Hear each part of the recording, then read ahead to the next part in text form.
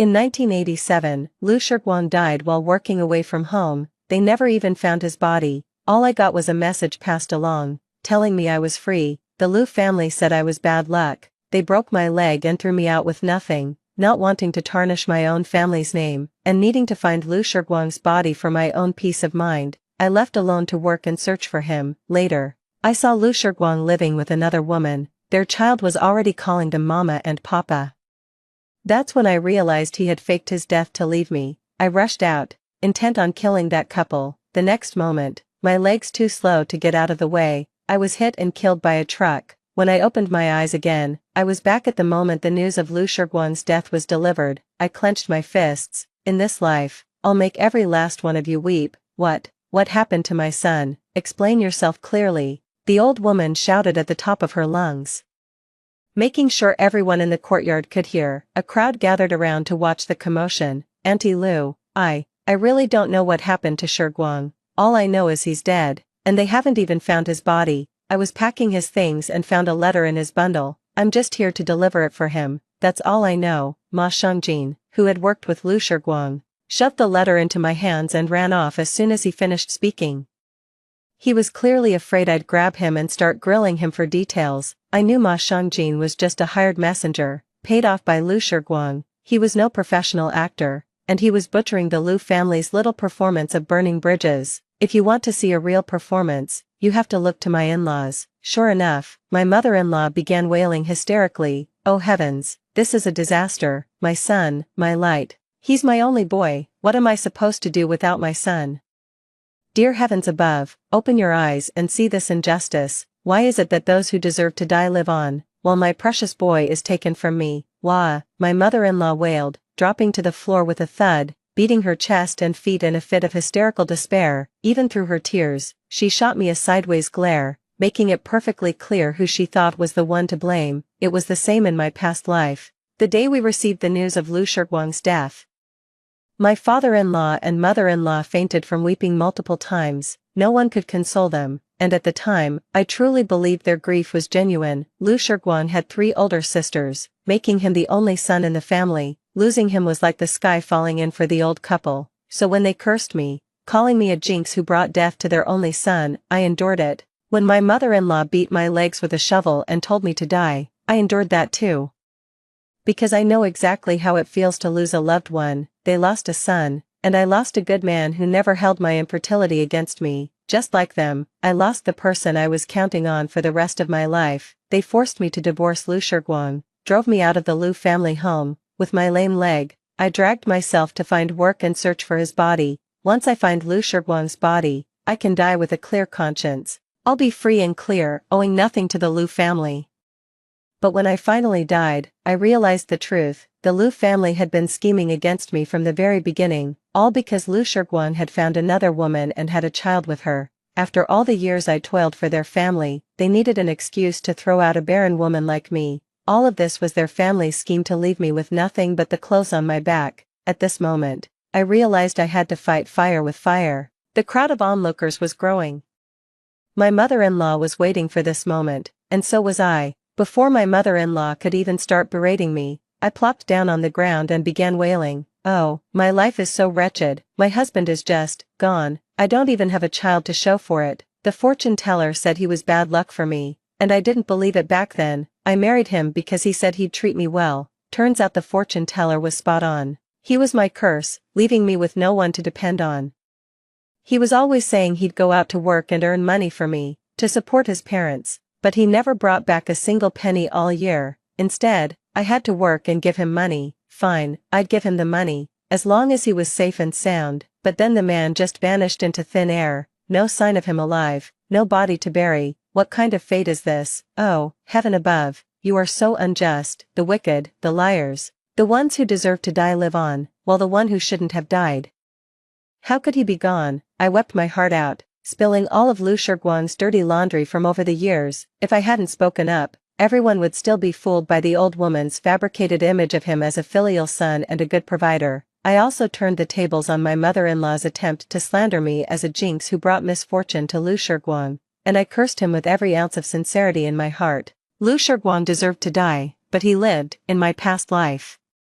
I was a good person, yet I died, thank heavens. I've been given a second chance at life. I absolutely must make the most of this opportunity. The onlookers immediately started whispering and pointing. I always said, with so many people going out to work, how come only Shurguang seemed to make money? Turns out he didn't earn a penny either. His wife has been supporting him all along. You said it, Shurguang's wife is so frugal. She wouldn't even spend a dime on a scrap of cloth for herself. What a devoted daughter-in-law. It's just her rotten luck, I tell you. If you ask me, the Liu family was never meant to have a son. Remember, the old couple had 4 daughters, kept 3, gave 1 away, and only after donating to the Guanyin temple did they finally have Shurguang. Of course I remember. No wonder the fortune teller said the Liu family's daughter-in-law was destined for hardship. It's true. The mother-in-law was furious. She scrambled up from the ground and yelled at the gossips, "Shut your mouths. What do you know? It was Su Yeshu who jinxed my son to death. She's the one who brought the bad luck. My son was perfectly fine. Su Yeshu, you jinx, you killed my son and now you're spreading lies. I'll beat you to death." As she ranted, her eyes darted around. The father-in-law handed her a nearby shovel. She grabbed it and charged straight at me. I remember this shovel. In my past life, it was this very shovel that broke my leg, leaving me to suffer endless pain with every wind and rain. I shouted to the crowd, "Murder, murder. The Liu family is trying to silence me for good." I raised my voice deliberately, all because I saw the neighbor's car pull up to the gate. That car belonged to a relative of the old lady next door, a military officer with some clout. Today, I'm going to use this officer to get what's owed to me. After shouting, I wasn't about to let my mother-in-law actually hit me, so I ran, dodging several swings of her shovel. My mother-in-law was so furious she could barely stand straight. Pointing at me, she shrieked, "How dare you run? You jinxed my son to death. And you're nothing but a barren hen. What use does our Liu family have for you? I'll beat you to death today to bury you with my son." She was bellowing with rage, her words dripping with venom. She wasn't grieving over her son's death. All she cared about was making sure I was buried with him. The onlookers chimed in, trying to calm her. "Oh, Mrs. Liu, why are you hitting her? Shurguang is already gone. You still need your daughter-in-law to look after you in your old age." Exactly, exactly. The dead can't come back to life, but the living must go on living. You've got to let it go. What's meant to be will be. Don't force what isn't meant to be. Shut your mouths, all of you. What business is it of yours, standing there spouting off? You all still have your sons, don't you? Think your sons will never die? You'd be happy if they did, wouldn't you? That comment from the mother-in-law really stirred up a hornet's nest. Nobody wants to hear such ill-omened talk. Several aunties and elder women immediately surrounded the mother-in-law, arguing, "Mrs. Liu, watch your tongue. Your son probably died because you're always out there bad-mouthing people. That's right, you sold off 4 daughters just to spend money on your son, and you still couldn't keep him. Who knows if it's because you piled up too much bad karma." The mother-in-law stood with her hands on her hips, taking them all on, and retorted, "That's nonsense. When did I ever sell my daughters?" She was like a vicious cat whose tail had been stepped on. "Of course there is. Ask anyone here.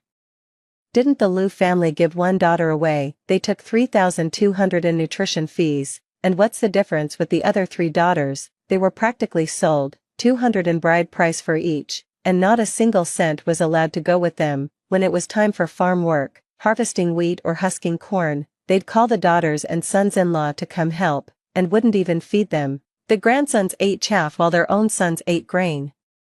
Do they think everyone is blind to what they've done? The mother-in-law's face flushed crimson, and she spat out through gritted teeth, "You're slandering us." Outnumbered and out-argued, the mother-in-law was gradually losing ground and had no chance to come after me. I seized the chance to run out and intercepted the man who had just stepped out of the car. "Comrade, my mother-in-law is trying to kill me. Please, help me. Call the police." Zhang Zeki glanced at his guard beside him.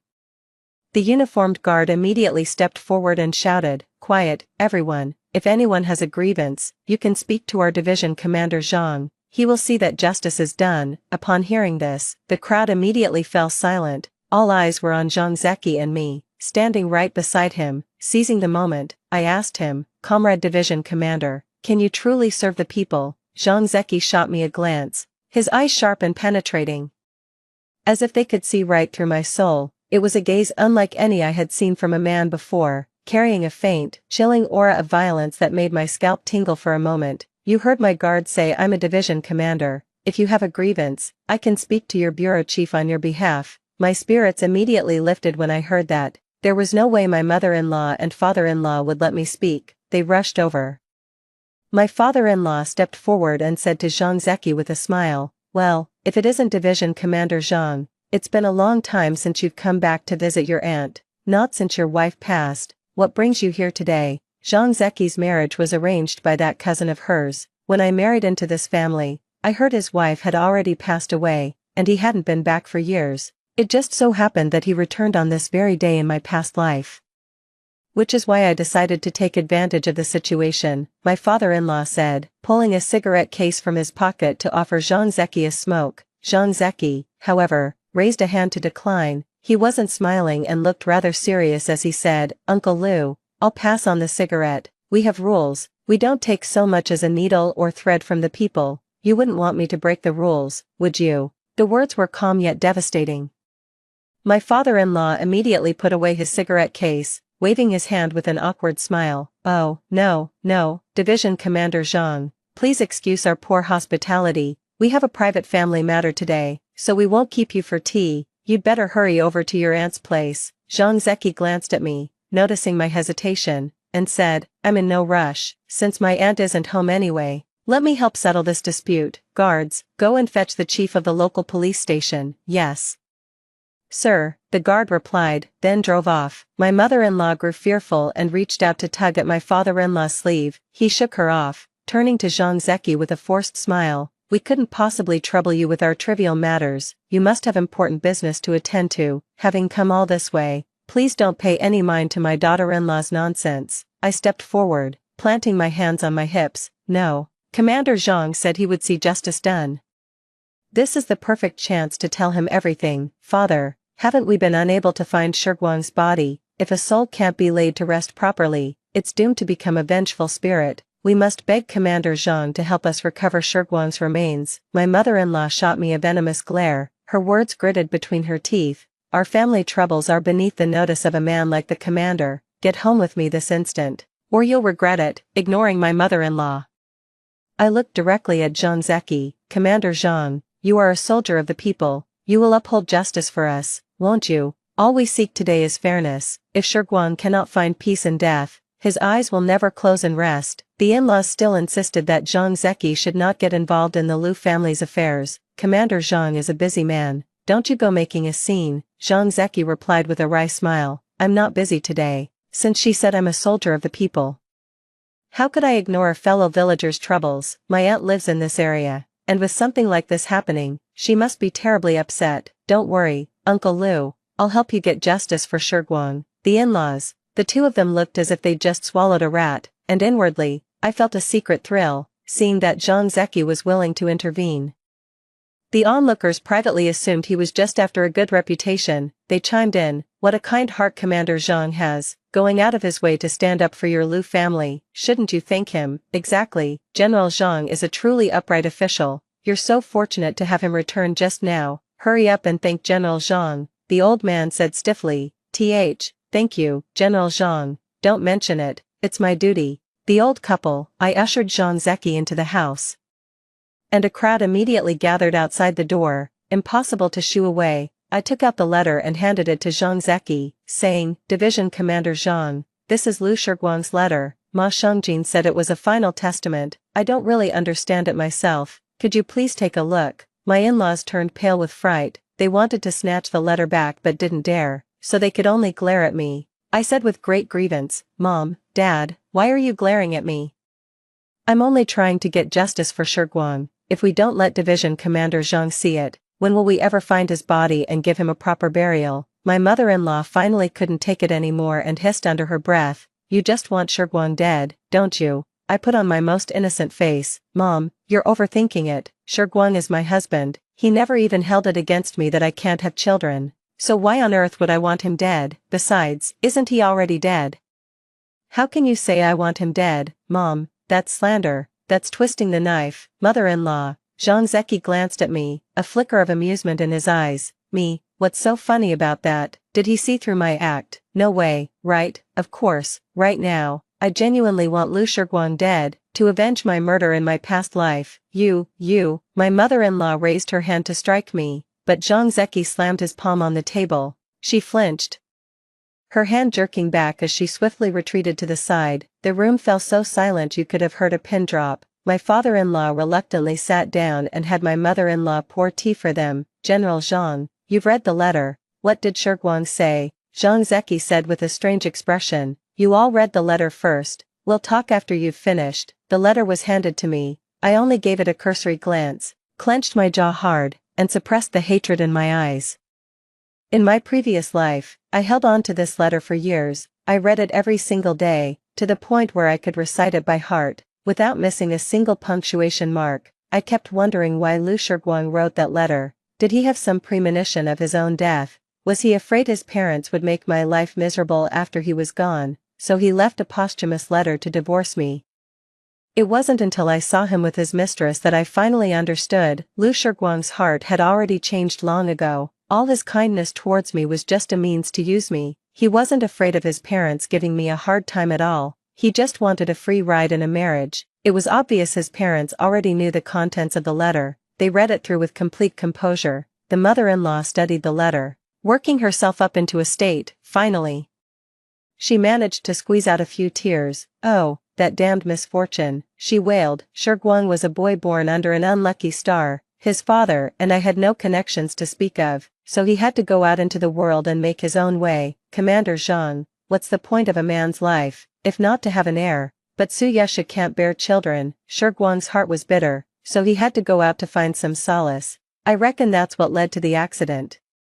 He must have been full of resentment when he wrote this letter before he died. I'm begging you today, Commander, to grant a divorce between Shiguang and Su Yeshu. Her words played right into my hands. Zhang Zeki looked at me and asked, Comrade Su, what are your thoughts on this? I bit my lip, my eyes reddening. Commander Zhang, I said, Shiguang was very good to me while he was alive. I vowed to be faithful to him for the rest of my days. Now he's died under mysterious circumstances, and someone thinks they can just dismiss me with a letter. What if this is a scheme by the real culprit? How could I ever accept that? It belittles my feelings for Shiguang. A divorce is possible, but only after I have seen Shiguang's body with my own eyes. I must fulfill my duty as his widow by observing the full 3-year mourning period at his graveside before any divorce can take place. That is, of course, contingent on them finding Lu Shiguang's body. My in-laws panicked. They, of course, never found Lu Shiguang's body. Before Zhang Zeki got involved, they could have just pulled some strings to get me a divorce from Lu Shiguang without a death certificate. As it stands, without a death certificate to prove he's dead, I won't agree to a divorce.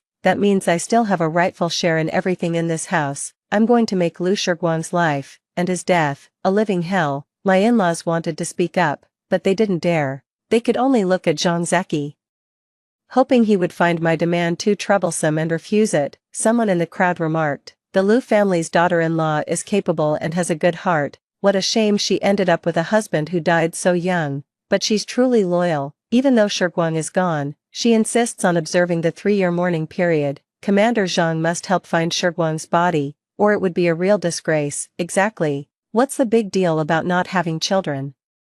If anyone ends up with the Lu family's daughter-in-law, it's practically like gaining an extra daughter, isn't it? The in-laws' expressions grew increasingly grim, until the police chief arrived. He shook Zhang Zeki's hand warmly. Ah, Division Commander Zhang, what a pleasure to finally meet you. I've long heard that a distinguished figure has emerged in our area and have been meaning to pay you a visit, but the opportunity never quite presented itself.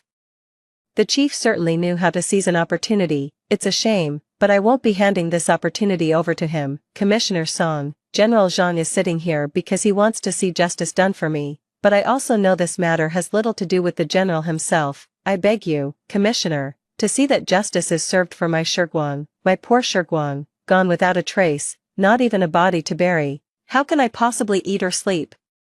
My crying made it impossible for the commissioner to continue his pleasantries. A flicker of interest passed through Zhang Zeki's eyes. The bureau chief looked embarrassed, shot a fierce glare at the in-laws, and said coldly, well, out with it. What's really going on here? The mother-in-law, still trying to lie, blurted out, this letter was brought back by Ma Shangjin. It says Shiguang died out there.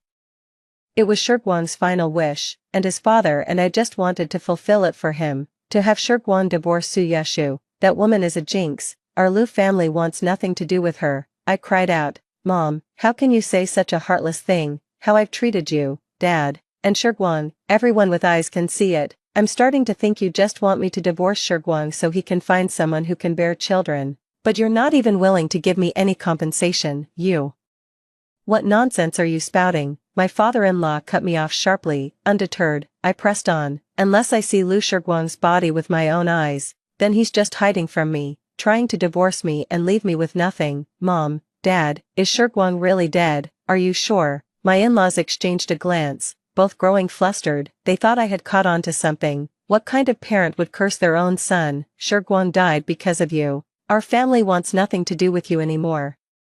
Pack your things and get out. My mother-in-law spoke and then moved to push me. Zhang Zeki suddenly stood up and pulled me aside, saying coldly to my mother-in-law, Auntie, you're being too hasty. Jumping to conclusions before the facts are clear isn't the party's way of doing things. The party has always demanded that we act based on evidence. I don't think Comrade Su's request is unreasonable. That left my in-laws speechless, only able to seethe and gasp for air. I felt a bit better and was deeply grateful to Zhang Zeki for standing up for me. The bureau chief had someone fetch Ma Shangjing for questioning. Despite his name meaning advancement, he was actually a spineless and unambitious man. Before he was brought in, Zhang Zeki's bodyguard had already given him a verbal warning. As soon as he was brought forward, Ma Shangjing came clean. I don't know anything. It was Shurguang. He gave me $20 to deliver a letter saying he was dead. If you have a problem, go ask Shurguang. His parents-in-law immediately interjected, Shangjing, you mustn't talk nonsense. Fearing he'd be locked up, Ma Shangjing immediately swore, if I'm lying, may I be struck by a car the moment I step outside. The crowd, you hardly ever see a car around here. This guy even picks the safest possible thing to swear by. Now it was my turn to perform. My tears fell like raindrops. Mom, Dad, did you know Lu Shurguang isn't dead? Is it because you look down on me for being infertile, and you want me to divorce him, but you won't give me anything, so you're pulling this stunt to make me leave with nothing? My in-laws ignored me. Zhang Zeki said calmly, this matter is too strange. Faking one's death is a serious allegation. Director Song, we need to get to the bottom of it, otherwise it's difficult to report. After all, every position needs to be filled. There's a stable job waiting for me out of town. We can't have a dead man occupying the position. Zhang Zeki is threatening us. My father-in-law finally lost his composure and blurted out, our family looks down on Su Yeshu because she can't bear children. Our family line must not end with Shurguang's generation. Su Yeshu, let me be perfectly clear with you, you must divorce Shurguang. You can't hold him back from having children with another woman. I feigned agony and clutched my chest. So, Shurguang has someone on the side. I wondered why he never comes home, never sends money, and even expects me to foot the bills, and you all never said a word against it. So the plan was for me to wait on you hand and foot while that scoundrel Lu Shurguang uses my money to support his mistress and their child. Director Song, Division Commander Zhang, how can the Lu family bully a defenseless woman like me like this? I might as well be dead. As I spoke, I made a move to dash my head against the wall. Zhang Zeki grabbed my arm. I struggled a few times, but couldn't break free. The man was surprisingly strong. I shot him a look, wanting to continue my act of banging my head against the wall. Calmly, he pulled a handkerchief from his pocket and pressed it into my hand. Dry your tears. Director Song and I are here, and we will get to the bottom of this. Uncle Lu, tell us exactly what happened. Zhang Zeki spoke up. This matter has to be brought to a conclusion. Director Song also applied pressure, saying, Old Lu, some things just shouldn't be done. Once you do them, they leave a trace. If you still want what's best for Shurguang, you should tell the truth. Even if you're getting a divorce, you shouldn't lie to people. That single act of deception defined the whole affair. The in-laws' eyes widened in shock. They just wanted me to leave with nothing, but they never intended to cause Lu Shurguang any trouble. The in-laws were left speechless. While the gathered neighbors feasted on the juicy gossip, it was a sham after all. I always said Shurguang was perfectly healthy, so how could he have just died? Exactly, the Lu family is truly heartless. It's not that Su Yeshu didn't want to have a child. These health matters are never clear-cut. Even if they wanted a divorce, they should have been upfront about it and left her a way out. Pulling a stunt like this is just driving someone to their death. You can say that again. The Liu family has no decency, and to think I actually believed their lies. They talk like decent folk, but their actions are downright despicable. Pa. Director Song cleared his throat and said, "Quiet, please, settle down." The crowd fell silent, the old couple's eyes grew red. The father-in-law could only say, "Su Yeshu's inability to have children is a fatal flaw. There's no denying that, even if my son sought out other women. It's because Su Yeshu couldn't keep him. She lacks the capability, since the two of them are incompatible. A divorce is only natural. What do you think, Director Song?" He didn't dare ask Zhang Zeki, he only dared to ask Director Song, figuring the director wouldn't want this to blow up either. After all, if word got out that such an outrageous thing happened under his jurisdiction, it would reflect poorly on him. Sure enough, Director Song hesitated. Zhang Zeki was still beside me. I took his handkerchief and gave my nose a good loud blow. Zhang Zeki's eye twitched. Director Song, the Liu family is trying to drive me to my grave. They've ruined my reputation and won't give me a single thing in return. Even in ancient times, a woman could take back her dowry after a divorce. Besides, the fault lies entirely with the Liu family. If it weren't for General Zhang today, I would have been wronged to death. General Zhang, Director Song, you must see that justice is done for me. I won't let Director Song brush me off so easily, and the Liu family won't get off scot-free either. My in-laws pointed at me and shouted, "Su Yeshu, you barren woman, any decent person in your position would have killed themselves long ago. Our Shirguang is the only son in our family. How could we possibly keep a wife who can't bear children? You will leave this family today, whether you agree to the divorce or not, and as for the dowry, once it crosses the threshold of the husband's house, it's unheard of to take it back. Only out of respect for General Zhang and Director Liu are we letting you pack a few clothes before you go." Listen to that condescending tone. Anyone would think my few rags were worth a fortune. I said coldly, "No deal. If we're splitting up, we settle the accounts first. I won't agree to the divorce until I get every last cent that's owed to me. Otherwise, I'll report Liu Shirguang for bigamy." "You, shut your mouth." My mother-in-law was startled and looked anxiously at Director Song and Zhang Zeki. Zhang Zeki gave an inscrutable smile. Director Song looked over, offered Zhang Zeki a cigarette. Zhang didn't refuse, taking it and rolling it between his index and middle fingers. This made Director Song think there was still room for negotiation. He immediately smiled and gestured for the Liu family to keep calm, but who could have guessed? Zhang Zeki's next words were, "Director Song, this is quite a place you have here. Even the cigarettes smell better than the ones at division headquarters." Director Song's heart skipped a beat at those words. The cigarettes he was smoking today were definitely not the kind a bureau chief should be seen with. No one needed to spell it out. Everyone understood the situation. And Director Song was no fool. He knew Zhang Zeki was here to take charge of today's affairs, though the reason remained unclear. Director Song offered an ingratiating smile. "I know I have the upper hand in this matter." He was willing to do Zhang Zeki this favor. "I'm sorry to have made you laugh, Division Commander Zhang. Rest assured, I won't let an innocent person suffer." "Liu," Director Song glared at the old man, who immediately said, Liu Laojian.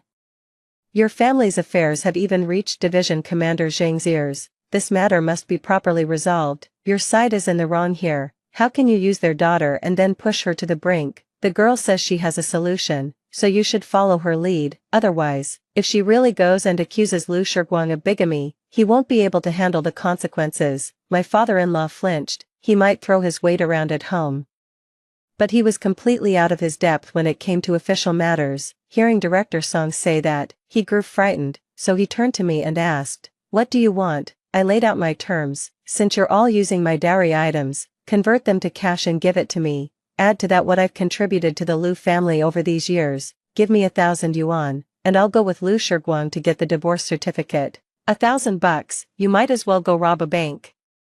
You wouldn't even get that much from a robbery. The mother-in-law was the first to lose her composure. Zhang Zeki and Director Song frowned. The father-in-law immediately signaled for his wife to be quiet. $1,000? Fine, as long as you agree to the divorce, I'll give you the money once it's finalized. Does he think he's clever? Or does he think I'm stupid? No deal. Money today, certificate today, no money today. And I'm filing a report against Liu Shirguang today.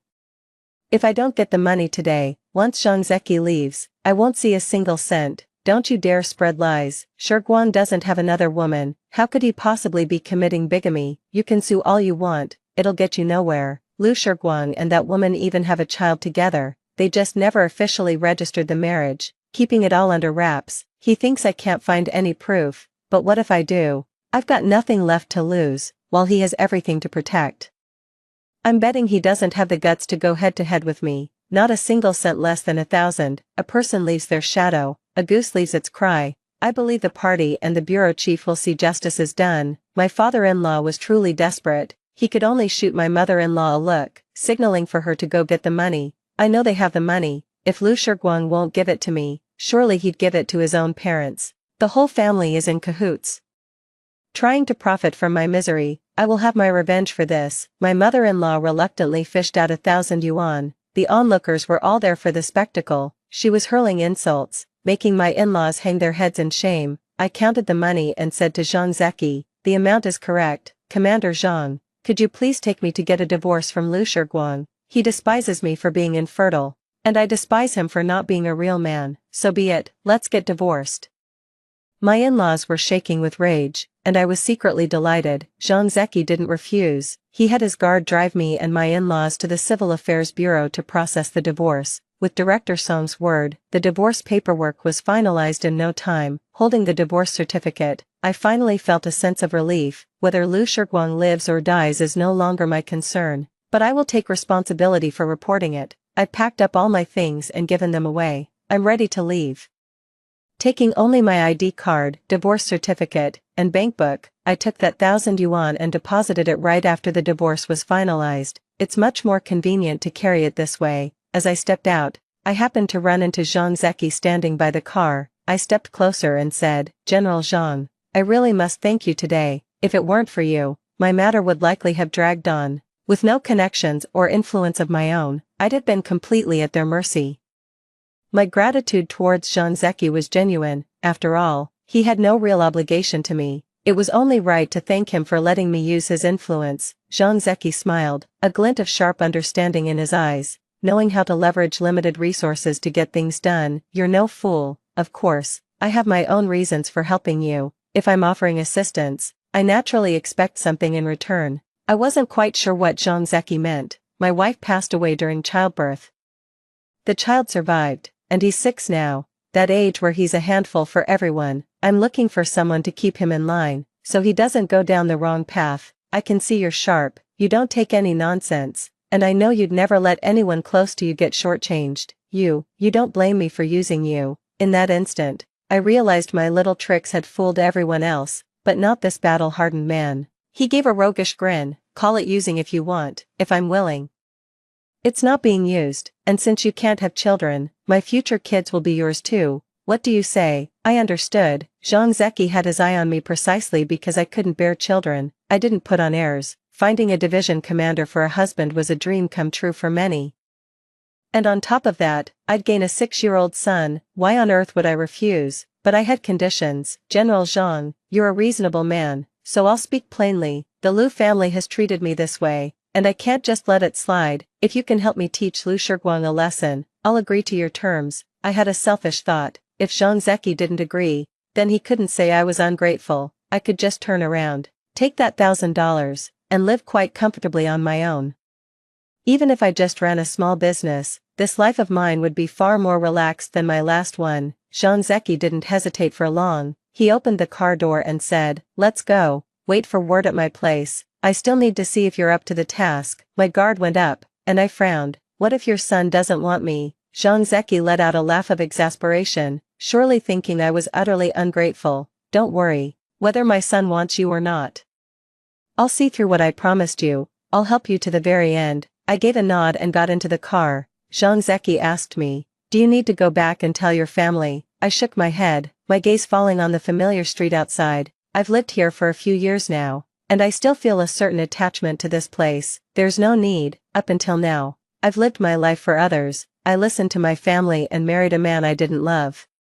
And I worked myself to the bone for a man who amounted to nothing. From now on, I'm living for myself. There's nothing left to say to anyone else. Zhang Zeki fell silent. He may have said he'd marry me, but he hasn't actually done it. Given his status, it's not like he'd be desperate to come to my family to propose and curry favor. When we reached Zhang Zeki's doorstep, I spoke up. why don't we just say I'm the housekeeper you hired?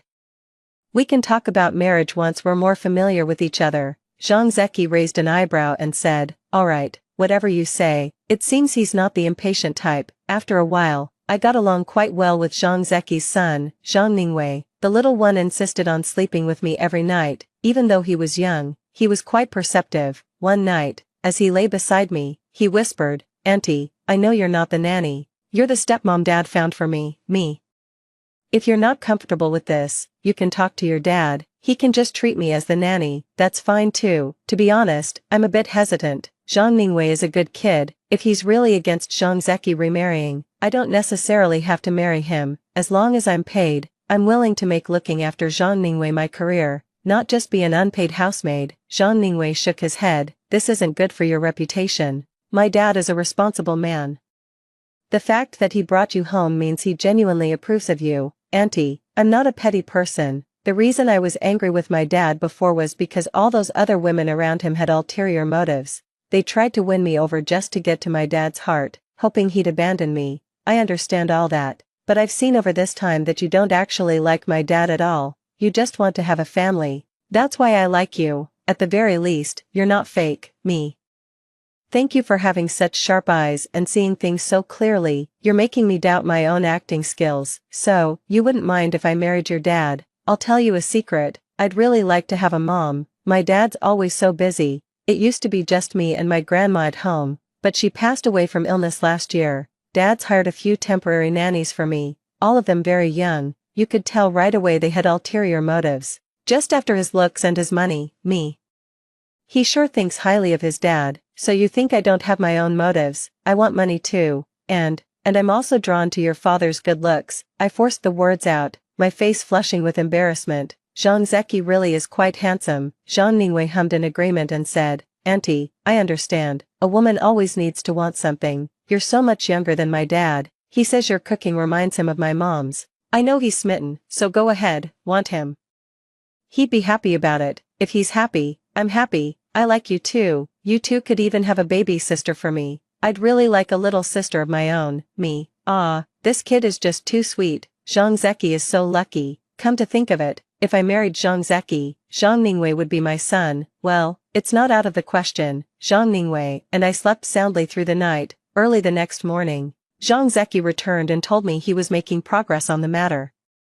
He had his guard take me to see for myself. It was at the police station that I met Lu Shiguang. He hung his head, looking thoroughly frightened. Upon seeing me, his expression immediately turned guarded. "You took the money, so why are you still suing me? I didn't commit bigamy. I just wanted a son with a sex worker. Do you even understand the nature of what you've done?" The guard almost broke character. Lu Shiguang immediately shut his mouth. I looked at Lu Shiguang.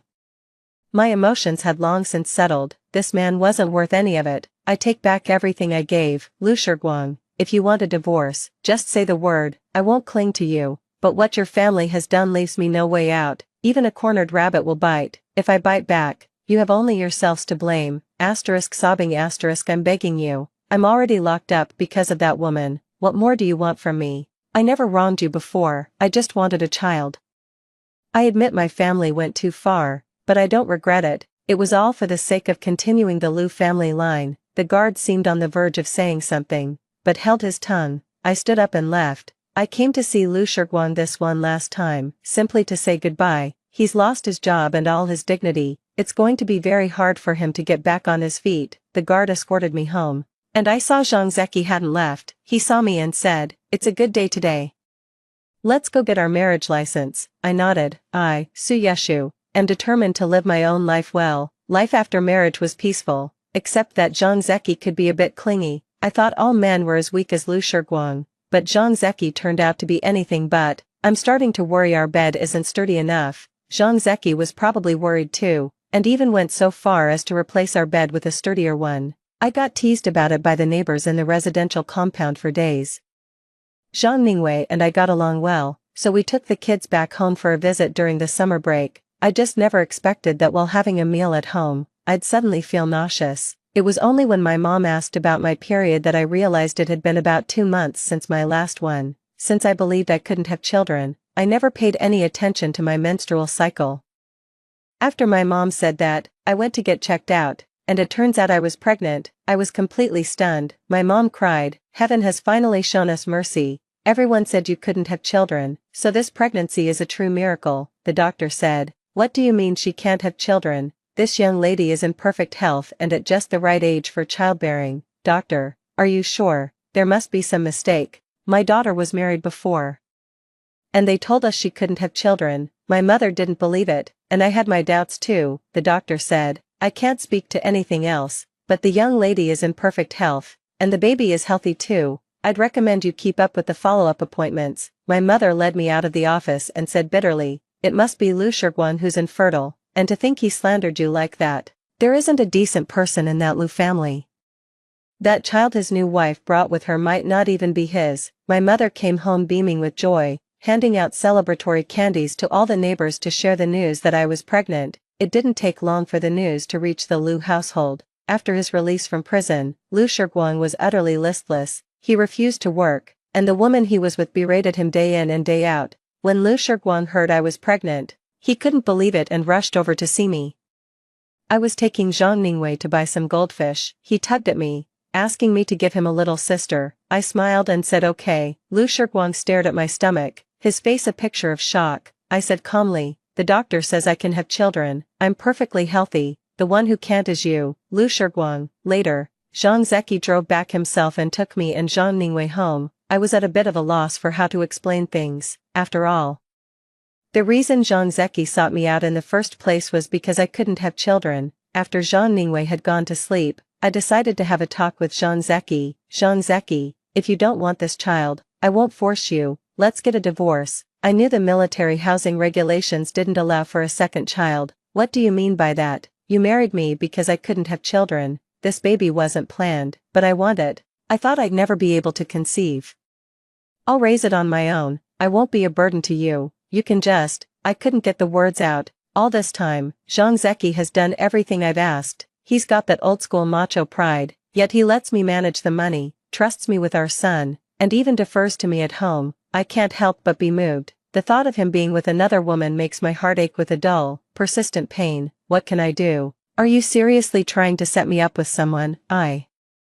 "What kind of man do you take me for? I knew you were fertile. If I hadn't wanted this, I would have taken precautions. This child was planned. It just arrived a little sooner than expected." "Me?" I looked up, my face a mask of shock. He chuckled and pinched my cheek. "All right, you're young but you think too much. Did you really think I wouldn't have done my homework when I was looking into Lu Shiguan? Why didn't you tell me? So I could have told you to use protection.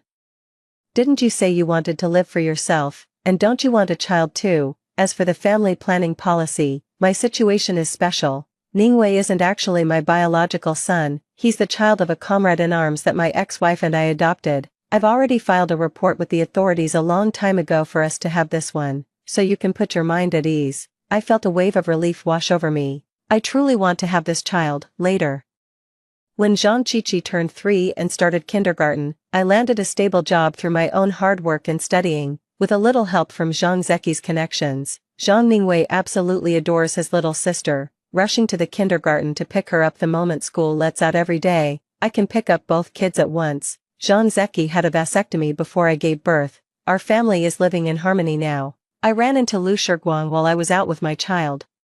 It seemed like he had come looking for me on purpose. I know he got divorced from the woman he remarried. My mom said it was because the child wasn't his. Serves him right. Karma. I didn't look back at Lu Shiguan, holding the child. I got on my bike and prepared to leave. I hadn't gone far when I heard a tremendous crash from behind me. Someone said there had been an accident. I glanced back and saw that Lu Shiguan was gone. My pupils constricted. Lu Shiguan was lying on the ground not far away.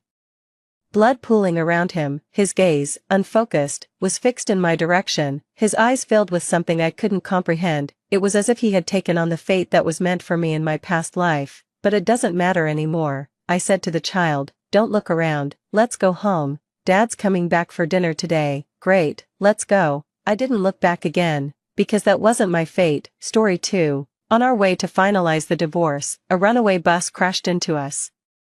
When I opened my eyes again, we had been sent back to the day before our wedding. Faced with the same life-altering choice, we wordlessly agreed to call off the wedding. In my past life, I was married to him for 5 years, only to be met with his lingering attachment to his first love, so in this life, I chose to let him go. He married his first love, built a life in the capital, and within 5 years had become a writer of some renown, during a book tour stop in my city.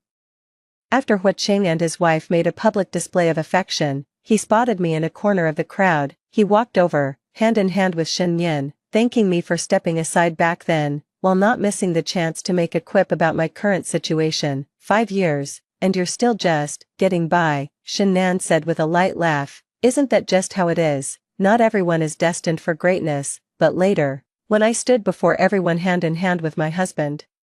Hu Qing's eyes welled up again. How could you change your heart after just 5 years, Mr. Hua? Could you please sign my book personally? In the ensuing silence, a fan's voice finally broke through, unable to hold back. I was taken aback for a moment. The Hu Qing before me felt both familiar and strange. Familiar was his face, almost unchanged from 5 years ago. Strange was his demeanor, now carrying a touch more steadiness and reserve. He must have matured a lot over these 5 years. And his career is on the upswing. I think that's great. It's for the best if our paths never cross again. But what's his situation now, Mr. Hua? He stared at me intently for a long moment before snapping out of it, prompted by the fan who spoke up again. His expression then relaxed abruptly, breaking into his usual gentle, amiable smile. Of course, that's fine. Thank you for enjoying my book. The tense atmosphere melted away with his gentle, soothing words, and the surrounding fans immediately began to murmur softly, Mr. Hua is really so kind. Yeah, it's probably someone like him who can write words that resonate so deeply with people. Mr. Hua, I want an autograph too. The fans around him were showering him with praise, calling him a brilliant young author and saying his novel was the most impactful work of the last 2 years. At the same time, they turned their puzzled gazes toward me, because I was dressed plainly and wore no makeup. Today was especially significant as the Shanghai stop of his book tour. The large screen didn't just display his book cover and synopsis, but also intimate photos of him and his wife, Shen Nan, to highlight her support during his creative process, a very public declaration of love. No one could understand why Hu Qinghui suddenly stood up from the signing table and hurried over to me. If others didn't know, I certainly had no idea. I was even baffled at how he managed to spot me in the corner after 5 years apart. Can hatred really etch someone's memory that deeply? But right then, I really didn't want to draw any unnecessary attention. I lowered my head and tried to slip away. However, Hu Qing didn't seem inclined to let me make a temporary exit. He took another step, directly blocking my path. I furrowed my brow, my patience wearing thin as I warned him, excuse me. I have things to do. Everyone was taken aback, not expecting my first words to be that. Then, a murmur spread through the crowd, someone hinting that I was Hu Qing's ex-girlfriend. In the next moment, the praises for Hu Qing turned into sneers directed at me. Isn't she the one who dumped Professor Hu back then? Now that he's got a bright future, she comes crawling back. How shameless, she clearly has no eye for talent. One comment from a fan reached my ears, suppressing my anger. I repeated firmly, Mr. Hua, step aside, you're interfering with my work. My dismissive attitude only made the onlookers more indignant. They accused me of playing hard to get and putting on an act. I took a deep breath. I wasn't here to see Hu Qing. I had other business to attend to, but there was really no point in explaining myself to them. Seeing my expression, Hu Qing could tell I was on the verge of losing my temper. With a calming gesture of his hand, he quieted the murmuring crowd.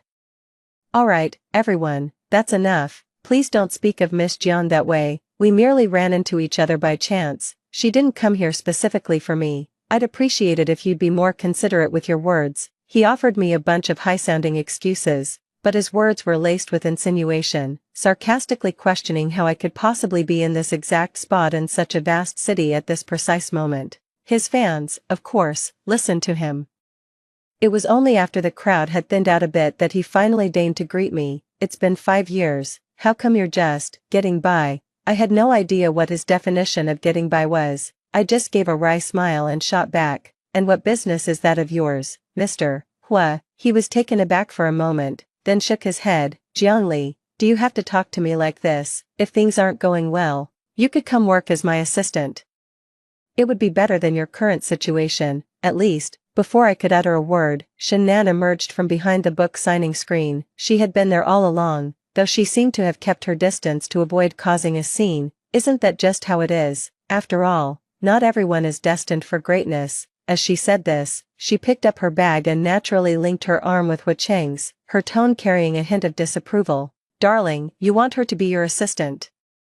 Maybe you should think it over. Jiangli has never done any editorial work before, given her capabilities. Shen Nan's tone was gentle, but her words dripped with sarcasm, mocking my lack of ability and expressing her displeasure with Hu Cheng's decision to offer me the job. For a moment, Hu Cheng seemed like he wanted to say more, but one look from Shen Nan made him back down. Understood, it was just a suggestion. Anyway, Shen Nan then turned to me, her words laced with sarcasm. Miss Jiang, even though I know you're naturally beautiful, you could have at least made an effort to dress up when coming to see Hu Cheng at an event like this. There are plenty of media around. She was mocking me for wearing no makeup and plain clothes. I let out a cold laugh. Why is everyone so full of themselves? Seeing that I hadn't managed to get a word in, Shen Nan spoke up again to advise me, her tone sickeningly sweet. If you ask me, you should find a man to marry sooner rather than later, while you're still young. Otherwise, who knows how you'll manage in the future. I'm just being blunt, Miss Jiang, don't take it the wrong way, but wouldn't landing a wealthy husband be the perfect way to improve your situation? At the mention of a wealthy husband, I raised an eyebrow and took the initiative. Oh, I wonder if Miss Shen has any good recommendations. I'd love to work on improving my situation. Hu Cheng's face darkened at my words. Shen Nan, caught off guard by me seizing the opening, paused before replying coldly. How would I know anyone like that? Besides, I'm married to Hu Cheng now. I suggest you stop fantasizing about him. A few fans nearby chuckled at her remark. It was true. My presence here as the ex-girlfriend was rather inappropriate. I was at a loss for words. After a long moment, I finally managed a helpless explanation. Didn't I already say I just happened to be here? I didn't even know Hu Cheng had published a book. Do you really have to sling mud like this? What are the odds? Hu Cheng asked softly in return. I let out a long sigh and brushed him off casually. Work, Mr. Hu, the great author. I have a job to do too. At that, I turned my head to look at Shen Nan. As for what you said about me pining for him, rest assured, Miss Shen, I don't go back to my exes. Hu Cheng's expression darkened slightly, but then it cleared. It seemed he was mentally allowing me my little act of defiance. I was baffled, thinking he really was overflowing with self-confidence. Alright, Jiangli, there's no need to say these things just to save face. Hu Cheng found me dull and had no desire to continue our conversation. After that remark, he added, since you're staff, you should leave now. You're somewhat disrupting the normal flow of the signing event. Looking at his haughty demeanor, I knew he hadn't changed a bit, still the same self-centered, performative personality. As for Shen Nan, she's still as obnoxious as ever. The two of them are truly a perfect match, exceptionally well suited for each other. He was the one who blocked my way first. How did it suddenly become me disrupting the book signing? I couldn't be bothered to argue. Just as I turned to leave, Hu Cheng spoke up again. I heard the owner of the venue is coming down to inspect today. As staff, you'd better not slack off and make a fool of yourself. With that, he turned and left with Shen Nan. Watching their intimate figures walk away, I was suddenly reminded of my past life. In that past life, Hu Cheng and I were actually very compatible at first. We met in university, went through a long courtship, got married, and had almost no conflicts in our daily life. I just never knew he still carried a torch for his first love, that's all. Not long after we married, he threw himself into chasing his dream of becoming a great writer. I supported his career wholeheartedly. While he was out there hustling, I took care of our home, making sure he hardly had to worry about a thing. We always treated each other with the utmost respect. But after 5 years together, everything changed. After one particular day he came back from the publisher, his attitude towards me shifted, and his gaze turned icy cold. That day, I simply thought his manuscript had been rejected again, but when I tried to comfort him, he snapped at me, forget it, my dreams are pointless, just stop. Jiangli, you don't really believe in me either, do you? After that, Hu Cheng became rather despondent. He stayed cooped up at home for months without going out. He used to take on some freelance work to help with the household expenses, but later, I was the sole provider. I tried to salvage things, to ask him what was really going on, but he pushed me away, blaming me for disrupting his creative flow every day. In the end, we tormented each other for over half a year until our relationship finally broke down and we divorced. Watching their retreating figures, I gave a faint, bitter smile to myself. It seems Shannan doesn't hinder his creative inspiration, now he's even published and has fans. It just goes to show we really weren't right for each other. Huiqing took a few steps forward, then turned to find me frozen in place. An expression of displeasure flickered across his face. Jiangli, have you changed your phone number? My train of thought was broken. I shook my head instinctively, and then my phone chimed with a notification. A transfer alert. The amount was a full 6 figures.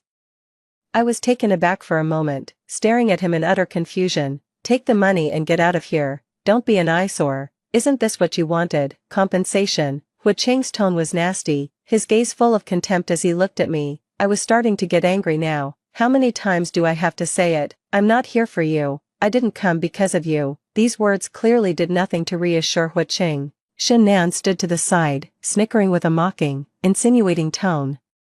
Then who are you here for? Don't tell me you're trying to snag some big shot. No, is that the only thing that ever crosses your mind? I could only let out a helpless laugh, my temples throbbing from their relentless questioning. After denying their assumptions, I fumbled several times to explain my actual role as staff, and their patience was visibly wearing thin. Just as they were about to say more, a tall man in a suit, surrounded by an entourage, approached from a short distance away. He had strikingly sharp, almost aggressive features, combined with his height and impeccably tailored suit. He truly cut an impressive and elegant figure. Whispers immediately rippled through the crowd. That was the owner of this commercial atrium, they said. Rumor had it his empire extended far beyond this place. He owned many large shopping malls. He'd gained quite a bit of fame in recent years, not just for his business acumen, but notably for his looks. The man's face was cold as his gaze swept the room, seemingly locking onto a target. Ignoring all the murmurs around him, he walked straight towards me. For a moment, Huiqing and his companion thought the man was coming for them, and they grew excited. Shannan whispered, Brother Hua, is he here for you? Does the heir to the Qing group read your books? Though Huiqing didn't say much, he couldn't help but feel a swell of pride. He waited with restrained anticipation for the man's next move. The surrounding fans fell into a silence. This man was the quintessential type who commanded all attention the moment he appeared, and he clearly took it for granted. The man walked up to our group and, to the clear disappointment of Huiqing and Shannan, completely bypassed them both. Right in front of everyone, he took my hand. Finally, a smile broke across his face, as beautiful and sudden as the thawing of winter ice, and he asked me in a gentle tone, Ailey, what's going on here? Why is there such a crowd? Are you in some kind of trouble? Did Qingmu just hold her hand? How could this be? Who does she think she is? It can't be the one who had that high-profile wedding abroad a few years ago, can it? The others were stunned, unable to believe their eyes as the big boss acted so intimately with an ugly duckling like me. Qingmu ignored them, his tone laced with unavoidable reproach. Why didn't you wait for me? You shouldn't have come to inspect a place like this yourself. What if you got tired? You didn't even let the driver bring you. I huffed in annoyance as I straightened his suit collar, then gave him a light punch. What was I supposed to do? Not come? The manager messed up the glass order last time. I had to be here this time. And why did you come out without even getting dressed properly? I wanted to see you. I was too impatient. Qingmu blinked innocently, clearly enjoying this kind of affection from me. He then leaned in, wrapped his arms around me, and rested his chin on my shoulder in a hug before whispering close to my ear, I missed you, sis. His words made my ears flush a little. Even after all these years of marriage, I still get a bit shy when he acts like that in public. I shot him a warning look, telling him to tone it down. The venue for this book signing is one of the commercial halls under Qingmu's name. It's actually a very small project, one we hardly ever think about. It's just that during the construction over the last 2 years, we ended up with a manager of questionable character.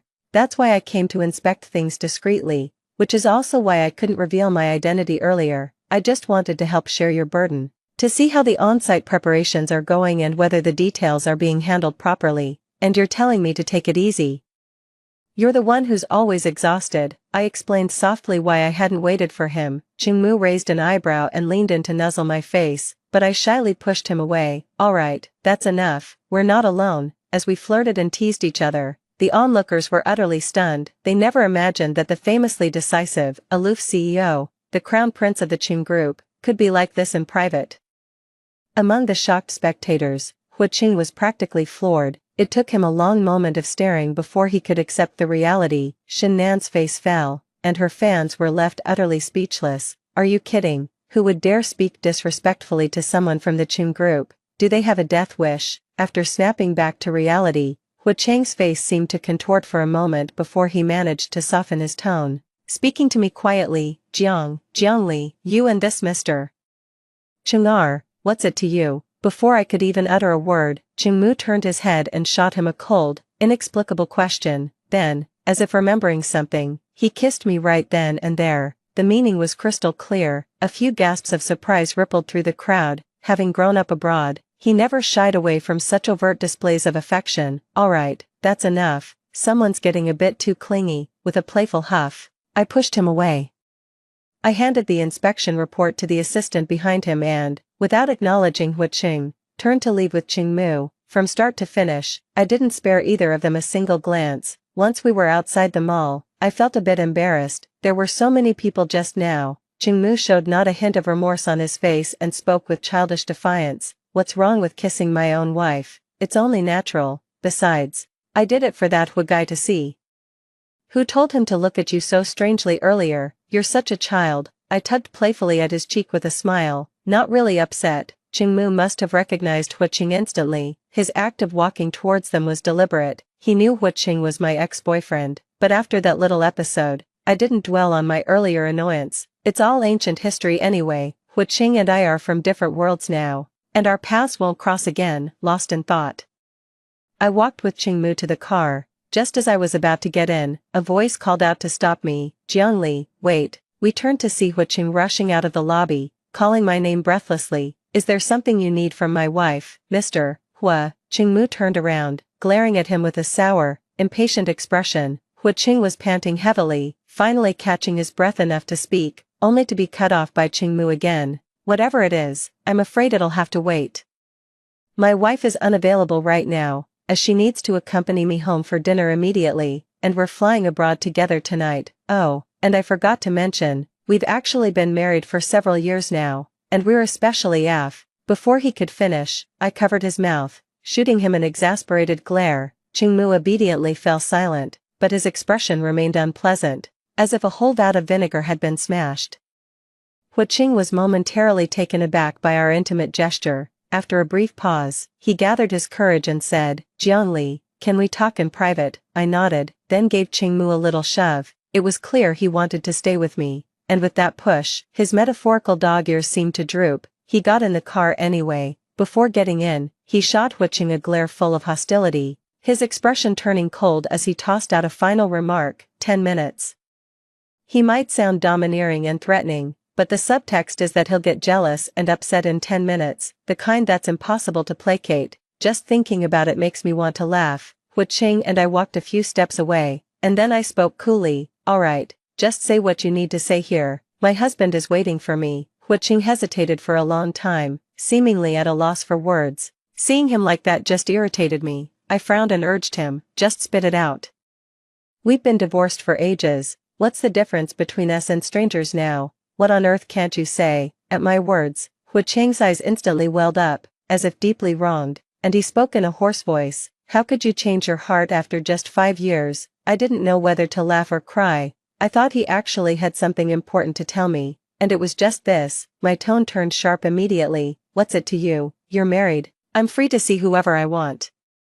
What do you mean, what's it to me? Didn't you promise you'd only ever love me? Hu Cheng frantically tried to justify himself. I immediately shook off the hand he had just placed on mine, finding the whole situation utterly ridiculous. I had given him far too much face at the book signing earlier, holding back only because his fans and wife were present. I couldn't contain my anger any longer and lashed out. Are you kidding me? In our last life, you were the one who picked fights and made our marriage impossible. In this life, you're the one who turned your back first. You broke up with me and married Shin Nan within months. And now you have the nerve to hold me to a double standard. Hu Cheng, you make me sick. After saying that, I turned to leave. Hu Cheng fell silent for a long moment, his own temper finally flaring, and he shouted back in anger, You're only with Chingmu for his money. What kind of decent man could someone like him possibly be? I glared at him, seething with rage. So what? Are you only happy if I'm doing worse than you? You think you've made it in life by offering me some lousy assistant job as charity? Hu Qing seemed to have his true feelings laid bare by my pointed remark. He stammered, at a loss for words, and only managed to retort after a long pause, What else can I say now that you've latched onto someone like that, Jiangli?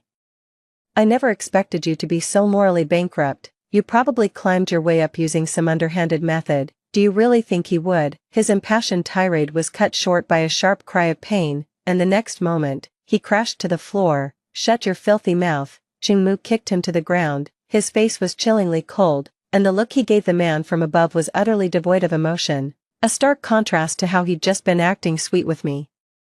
I knew he was genuinely angry, so for a moment, I didn't stop him. You've gone too far. Hu Qing lay sprawled on the floor, glaring up at him with pure venom. Qingmu stepped in front of me, gave a polite nod, and said coolly, I'm sorry, Mr. Hua, but your remarks just now have defamed both me and my wife. I could sue you for that. Then he paused and shrugged. As for the rest, being wealthy is just one of my virtues. You don't measure up to me in any other regard either. At this point, the tension in the air became palpable. Seeing that neither of them was willing to back down, I feigned annoyance and chided Qingmu. Why resort to violence all of a sudden? That wasn't necessary. If I hadn't done that, he would have said something even more vile. Ali, you're my wife. How could I let you be humiliated like that? The way he insulted you, who could stand for that?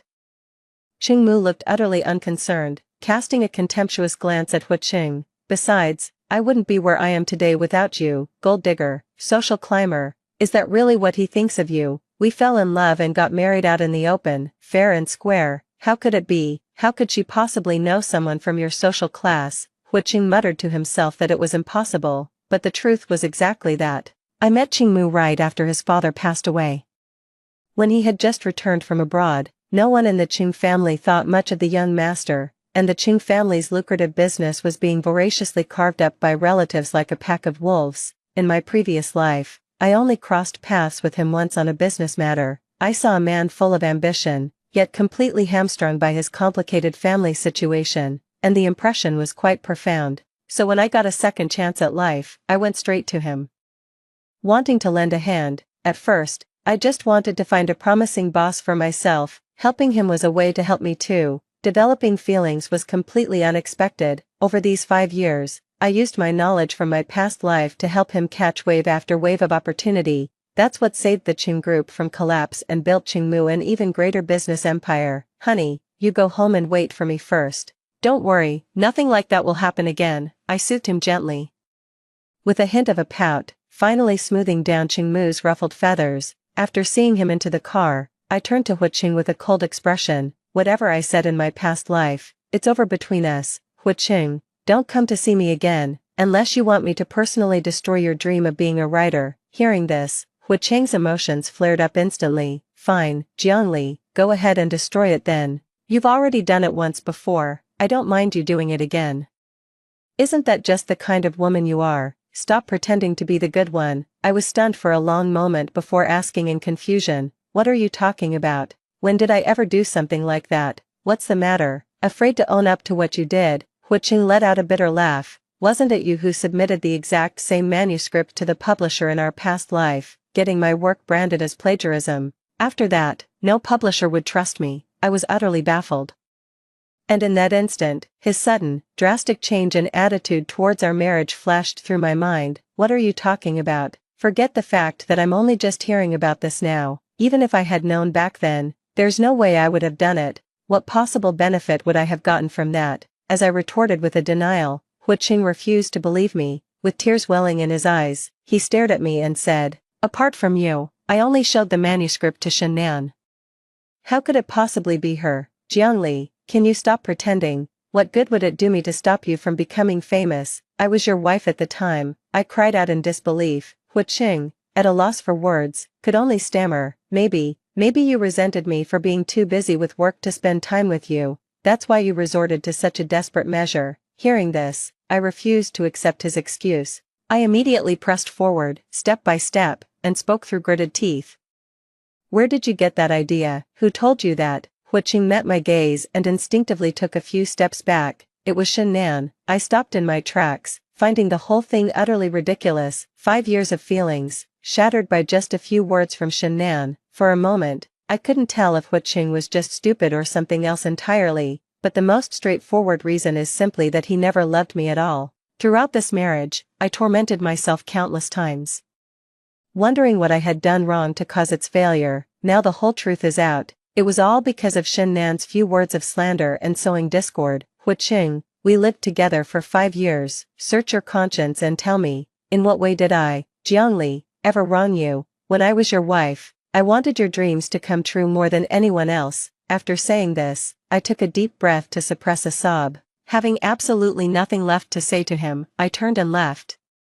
Getting into the car, in the rearview mirror, Huiqing stood there dejectedly, silent for a long time. I hadn't seen Huiqing for a long time after that day. Who would have thought? Not long after, Huiqing's career imploded. For a moment, trending searches flooded in one after another, with claims that paparazzi had captured footage of him physically abusing Shen Nan. The moment I clicked on the video, I understood why his downfall was so swift. Usually, these exposé videos are grainy, leaving room for speculation, but Huiqing's video was crystal clear. You could still recognize him even with his face blown up 3 times. After this video surfaced, the devoted husband persona Huiqing had carefully crafted over the past 2 years instantly crumbled. Many of his fans on social media unfollowed him in droves. His books were pulled from major bookstores, and they're now impossible to find. The internet was flooded with condemnation for him. Qingmu held me close, and after hearing me recount the story, he let out a cold, derisive laugh. It just goes to show, you can't judge a book by its cover. I knew from the start he was no good, but to think he'd actually hit his wife.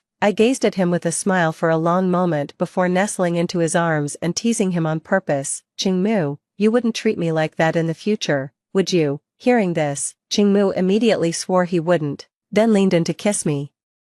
How could I ever treat you like that? I love you so much. In these 4 years, forget about hitting you. Have I ever said a single harsh word to you? Our home has always been run by you. That made me laugh heartily. It was really just a joke. I trust him completely. Otherwise, after the failure of my marriage in my past life, I wouldn't have resolutely chosen to walk into the marriage hall with him this time. After this incident, Huiqing's book signing event was suspended, and organizers in other cities proposed cancellations one after another. At first, Huiqing was still getting cursed out and hounded by readers at his home. Later, as the hype died down, he gradually faded from the public eye. I didn't feel much about it, but to my surprise, Huiqing showed up at the gate of my villa a few days later. He looked gaunt and unshaven. It was raining outside, and he was soaked to the bone, a far cry from his former confident and spirited self. What are you doing here? I was taken aback. This was a private villa community, and they checked everyone coming and going. How on earth did he find this place? Huiqing's eyes lit up the moment he saw me, and he blurted out an explanation in a fluster. I just had someone look into it. A reporter said your husband's car comes back here every day. Qingmu was away on a business trip, so I held the door with a hint of wariness, ready to flee at a moment's notice if he tried anything. But Huiqing just paused for a moment, taken aback by my expression, then pressed his lips together and stated his reason for coming. I asked Shen Nan if I weren't with her, how would she try to win me back from you? Seeing the look of bitter regret on his face, I could already guess what Shen Nan had said. Sure enough, Huiqing spoke the next moment. She said she would stop at nothing. I pressed for specifics, and she actually admitted she'd resort to framing you. Huiqing spoke through his tears, and at this point, he completely broke down, swearing to me, I only hit her because I was just so angry. Jiangli, I would never do that to you. I believe you. When I said I believed him, Huiqing's eyes lit up, taking it as a sign of reconciliation, and he stumbled forward a couple of steps. So you, I shrugged, because you'll never get the chance to lay a hand on me. I'm Qingmu's wife now. What does that have to do with you? Huiqing trembled all over upon hearing this, then slowly knelt down to apologize. He kept kowtowing and pleading, I'm sorry, I was wrong, Jiangli. It's you I've always loved. Why won't you believe me? Won't you even give me one more chance? But all that greeted him was the violent slam of the door. Only after the door was shut did I feel a slight sense of relief. Huiqing, I will never forgive you, and don't you ever come bothering me again. After that day, Huiqing showed up a few more times, but I called the residential security on him each time. After I asked the property management to keep a closer watch, he never came back. When Qingmu returned a few days later and heard about this, He was absolutely beside himself with worry. Not long after that, Hu Cheng's reputation took another nosedive, following the domestic violence incident with his wife. He was then exposed for persistently harassing his ex-girlfriend. The online criticism targeting him flared up again, with plenty of hired trolls stirring the pot. I glanced at Qingmu, who was pretending nothing was wrong, and deliberately held out the spoon from our meal like a microphone. President Cheng, what's your take on the recent hot topic? Qingmu put on a perfectly innocent look. What hot topic? I've been busy spending time with my wife lately. Oh, cut the act, Qingmu. I flicked his forehead in annoyance, knowing full well he was the one behind this. Without his order, the surveillance footage of Hu Qing harassing me would never have gotten out. Especially those major marketing accounts leading the charge. They all have shares in the Qing group. No one would believe Qingmu wasn't involved. I can't stand him, and now he's setting his sights on you. If we don't teach him a lesson, what's to stop him from trying again? We're already married, what more does he want? It's a miracle we haven't had him taken out already. Hearing Qingmu's words, I couldn't help but pull him into a hug, patting his back and teasing him affectionately. Calm down, Mr. Qing. We live in a society governed by law. Don't even think about resorting to underhanded methods. Qingmu was clearly pleased with my attitude. His ruffled feathers were instantly smoothed. Even without the old-fashioned ways, I can still ruin his reputation. I was just about to respond when my phone rang. The caller ID showed Hu Qing. Qingmu saw it too and answered the call with clear annoyance the next second. Hello, you're calling again. What? Huh, okay, I got it. Seeing his attitude shift from annoyance to shock, I was slightly puzzled. Qingmu explained, that was a police officer. He said Hu Qing was hit by a car and left partially paralyzed. He wants to see me right away. What happened? Partially paralyzed. I frowned and asked for the specifics. It turned out someone had deliberately tried to kill Hu Qing. The killer was clearly aiming to take his life from the start. Thankfully, a passerby pulled him out of the way during the incident, which is the only reason he survived. The identity of the perpetrator isn't something we can easily disclose. After exchanging a glance with Qingmu, I agreed, thinking this might be the last time we'd see each other. Jiangli, you're here. In the hospital room, Hu Qing was in a wheelchair. The moment he saw me, he became visibly agitated, frantically trying to will himself over. I knew you still had feelings for me. He said this while struggling to shuffle towards me. Watching his stroke-like movements, I couldn't help but feel a pang of pity, yet, I instinctively stepped aside, revealing Qingmu standing outside the door. You'll forgive. The next words Hu Qing intended to say caught in his throat. I looked at him coldly. I heard you had something to say to me. Hu Qing's gaze shifted between the two of us. He opened his mouth but no words came out. It seemed he had turned my attendance into a test, a gamble on whether I still had feelings for him. To him, my presence meant I still loved him. I just thought he was incredibly naive. Seeing he had nothing more to say, I turned to leave. Jiangli, seeing I was about to leave, Hu Qing called out to stop me, hoping to speak with me alone. With a cold snort, Qingmu vanished out the door, murmuring a quiet instruction to call him if anything happened. He'd be right there. I gave a slight nod, my eyes telling him it was okay.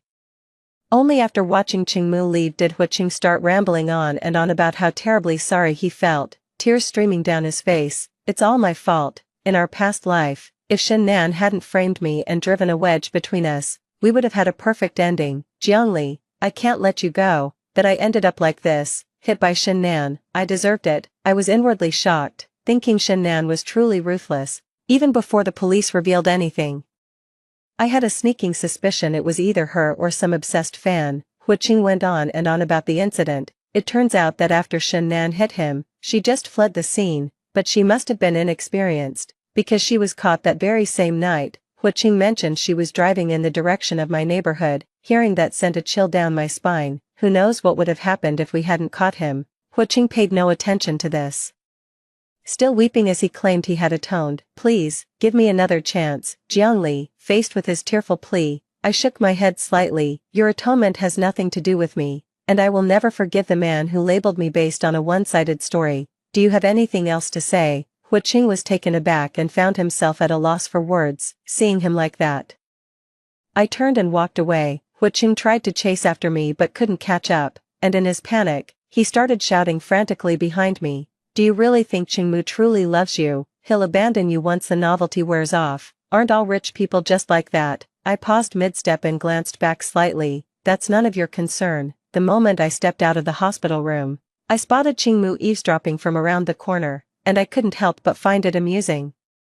He snapped at Huicheng for spreading rumors, which I found quite amusing. Qingmu declared that if he kept it up, he'd make sure he ended up paralyzed and on a liquid diet for the rest of his life. I stood on my tiptoes and patted his head. Yes, our CEO Qing is the best. Qingmu's face flushed a little, but he still took my hand, and we headed home together, flirting and teasing each other all the way. After that, I didn't hear from Huicheng for a long time. The next time I asked about him, I heard he had already taken his own life. The police delivered a suicide note he left for me, but I burned it without even reading it. The world lost a Mr. Hua, the writer, but it made no difference to me. I had long since moved on and started a new life, and now, on to the second story. After being reborn, he spent every day thinking I'd meekly hand over my study abroad opportunity to his stepsister. In reality, I turned right around and submitted my application at the visa center. When he had no money for food, I pretended not to see. He was cheating on me with Guqing behind my back. I promptly turned the tables and made their affair photos public, all because in my past life, I cared for his paralyzed father and raised his infant son, yet he simply abandoned us and left for a distant land. His reasoning was that marrying too young robbed him of the freedom of being single, yet Guqing settled into a blissful married life with him. Even the son I raised for 18 years started calling Guqing mom. In this life, I want nothing to do with that scumbag or his ungrateful son. Holding the voluntary waiver of state-sponsored study abroad opportunity form in my hand, I felt a wave of disorientation. I had been reborn. The realization made my nose sting with emotion. Fighting back the tears, I tore the document in my hand to shreds and threw it into the trash.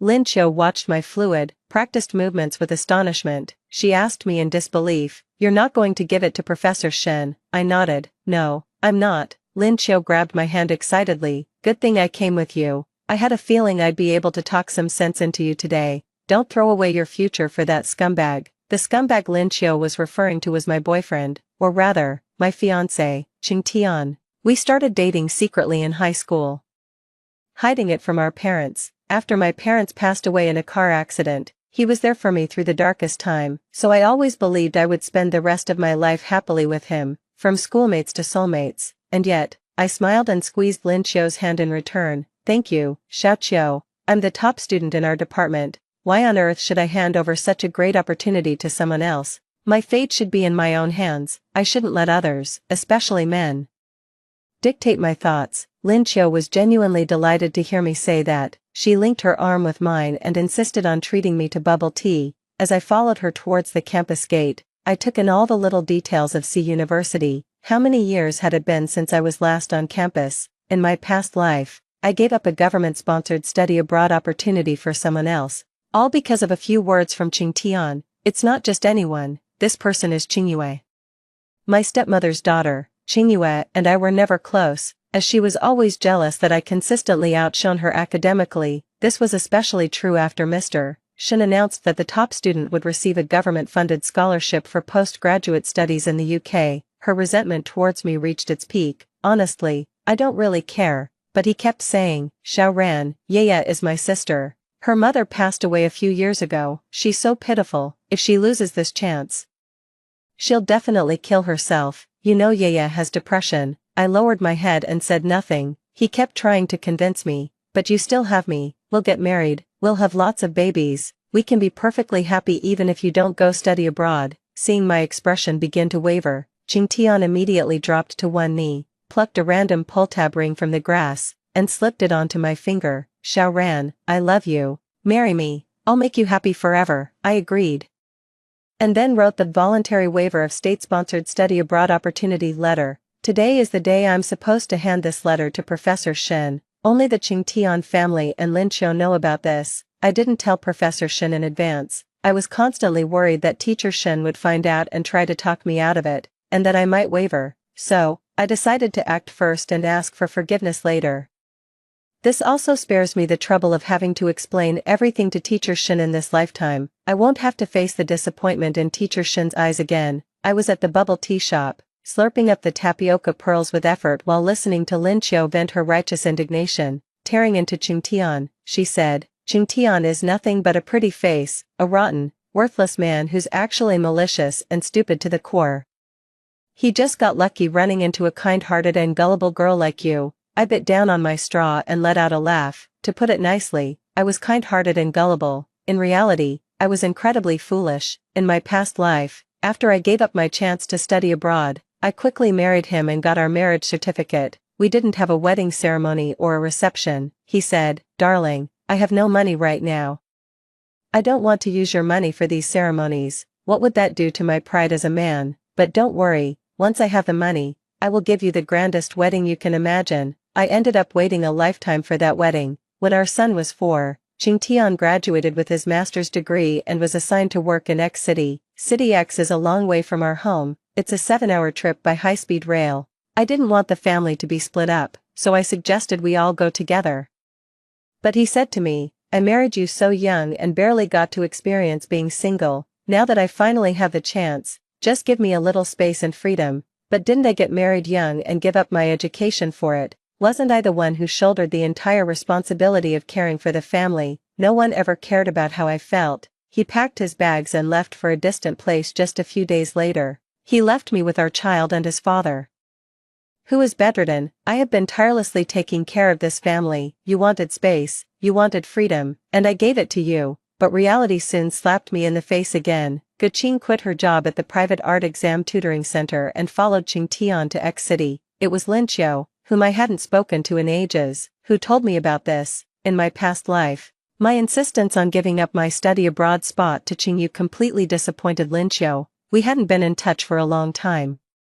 Yet she was still quietly keeping an eye on me. She told me long ago that Qingtian had an inappropriate relationship with Guqing, but I always deluded myself, believing that I was the one Qingtian truly loved. After finishing the milk tea, I went back home. It's called a home, but the painful hours I've spent here far outweigh the happy ones. I didn't cook, nor did I pay any mind to the faint, whimpering voice calling my name from the other room. I just sat on the sofa, looking around.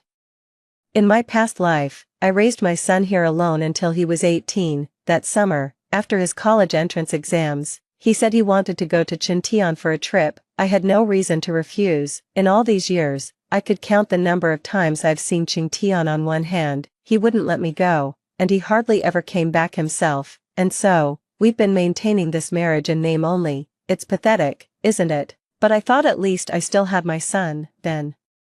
As summer break was ending and school was about to start, I called to ask when he was coming home. He told me, "I'm happier here with Dad," so I changed my college application to City X, and then the call was disconnected. Over time, he and Tianqing became more like family. He wouldn't even come home for summer or winter breaks. He'd go over to Guqing's place to help out, changing burnt-out light bulbs, fixing leaky faucets, and taking apart the air conditioner for a deep clean. I don't know when he grew up so much. Is he really this mature already? At home, he's always just the guy glued to the couch playing video games. If I ask him to lift his feet while I'm mopping, he'd snap and yell at me. He even calls Guqing Mom directly. I called him that Chinese New Year, but he impatiently said nothing's wrong and hung up first. Perhaps he was in too much of a hurry and didn't properly end the call. I held the phone to my ear, unable to bring myself to hang up either. I just wanted to hear my son's voice a little longer. To my surprise, a cheerful voice came through, completely different from the one he used when speaking to me. He said, "Mom, Happy New Year. I hope you and Dad can find your way back to each other soon." I confronted him about it, but he said, without a hint of guilt, "Well, Guqing's mom knew Dad first. If you hadn't stolen her away, I should have been the one born from her womb. So what's wrong with me calling her Mom?"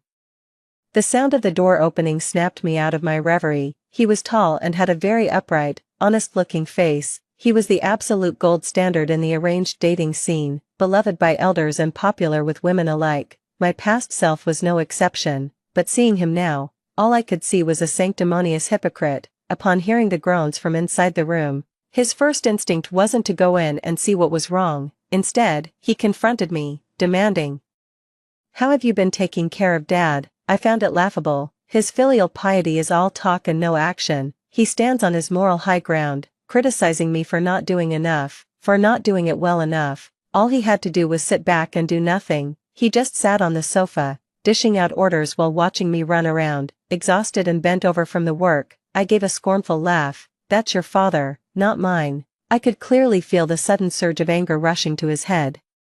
But he quickly steadied his breathing and unclenched his tightly balled fists. He should remember that I went to the school today to submit my formal letter declining the government-sponsored study abroad opportunity. He probably thought that's why I was in a bad mood, thinking he was being considerate. He said to me, all right, I'll go take care of Dad for you. You get some rest. Help me. What a joke. He takes care of his own bedridden father, yet he calls it helping me. I didn't cook dinner, and the excuse was still, I'm tired from school today. He can't cook either, so we ended up ordering takeout. He kept sneaking glances at me while we were settling the bill. He was probably wondering why I hadn't offered to pay for him yet today. I just pretended not to notice and started playing a match 3 puzzle game on my phone. After dinner, he wanted to be intimate, but I turned him down, using my period as an excuse, because I remembered all too clearly. It was that very night of intimacy in my past life that led to me conceiving that ungrateful son. The truth is, I have polycystic ovary syndrome. This was discovered by chance during a routine checkup. I was just a freshman at the time, and neither of us had any plans for a child. He even joked back then, if you can't get pregnant, does that mean we don't need to use condoms? Without proper ovulation, you can't have a child. So, for the past few months, I've been quietly going to the hospital for treatment. I started taking hormone-based medication, and occasionally getting injections. Dizziness and nausea have been my constant companions. Sometimes during a meal, I'd suddenly rush to the bathroom and throw up into the toilet. He'd even joke nonchalantly all the time, saying, could it be you're pregnant? Looks like my sperm quality is so good it could cure your illness. If a hospital was willing to pay a fortune to use my sperm as medicine, I'd be open to it. I'll never forget the fear and anxiety I felt when the doctor inserted their hand into my uterus during the examination, and the excruciating pain when the nurse pressed down on me during the x-ray. Perhaps I am one of the lucky ones, because for many more, getting pregnant isn't possible with just basic checkups and medication. They endure far greater hardship. Surgery might even be necessary. Yet, in some ways, I am also unfortunate, because I gave birth to a son. The son who treats the woman that ruined my marriage with Qingtian as his mother. The son who would advise his father to divorce me as soon as possible. He still doesn't understand Qingtian well enough. It's not that Qingtian doesn't want to divorce me, he just can't swallow his pride. It all goes back to those grand vows he made, just to get his hands on the inheritance my parents left behind. It's his own vanity. As a self-proclaimed scholar, that's holding him back. I couldn't bring myself to say it. He was hoping I would be the one to file for divorce. That way, he wouldn't have to bear any responsibility. By that point, he had no use for me at all. I'm getting old and have outlived my usefulness. Qingtian's father was also taken away by Qingtian. Guqing wanted to show Qingtian what a devoted daughter-in-law she was. Unlike me, always complaining about how hard it is to care for my father-in-law, she actually introduced her own mother, a former actress in a song and dance troupe, to her father-in-law. Just when he was on death's doorstep, my father-in-law found love again. Of course, he moved out immediately. He showed no gratitude for all the care I'd given him over the years, even with slurred speech. He had to call me a useless piece of trash on his way out. It was my son who came to pick up his grandfather. My son said, since you're the only one left here now, why don't you just sell the house? You can give me the money as a wedding gift. Since when are you getting married? I asked, flustered. None of your business, just think it over, I'm leaving. With that, he rolled his eyes and started to walk away without a backward glance. I grabbed his arm. I'm going to tell everyone about the improper relationship between your father and Guqing. He shook me off furiously, and I tumbled down the stairs. Just before I blacked out completely, I heard the sound of him on a phone call. This woman fell down the stairs. She must be done for now. Serves her right. Mom, you're just too kind. She's the one who's been squatting in the nest that isn't hers. She's the reason you and Dad can't be together openly. While he was busy on the phone with Guqing, I slipped into the room and locked the door. He thinks I don't know he spends an hour on the phone with Guqing every single night, or perhaps he simply didn't care what I thought. In any case, after I gave up the opportunity to study abroad for his sister, my usefulness was diminished by half once more. In my past life, I gave almost everything for the sake of the Qingtian family. I don't have many friends because I simply don't have the time to make any. I have to rush home after school to cook, clean, and take care of my bedridden father.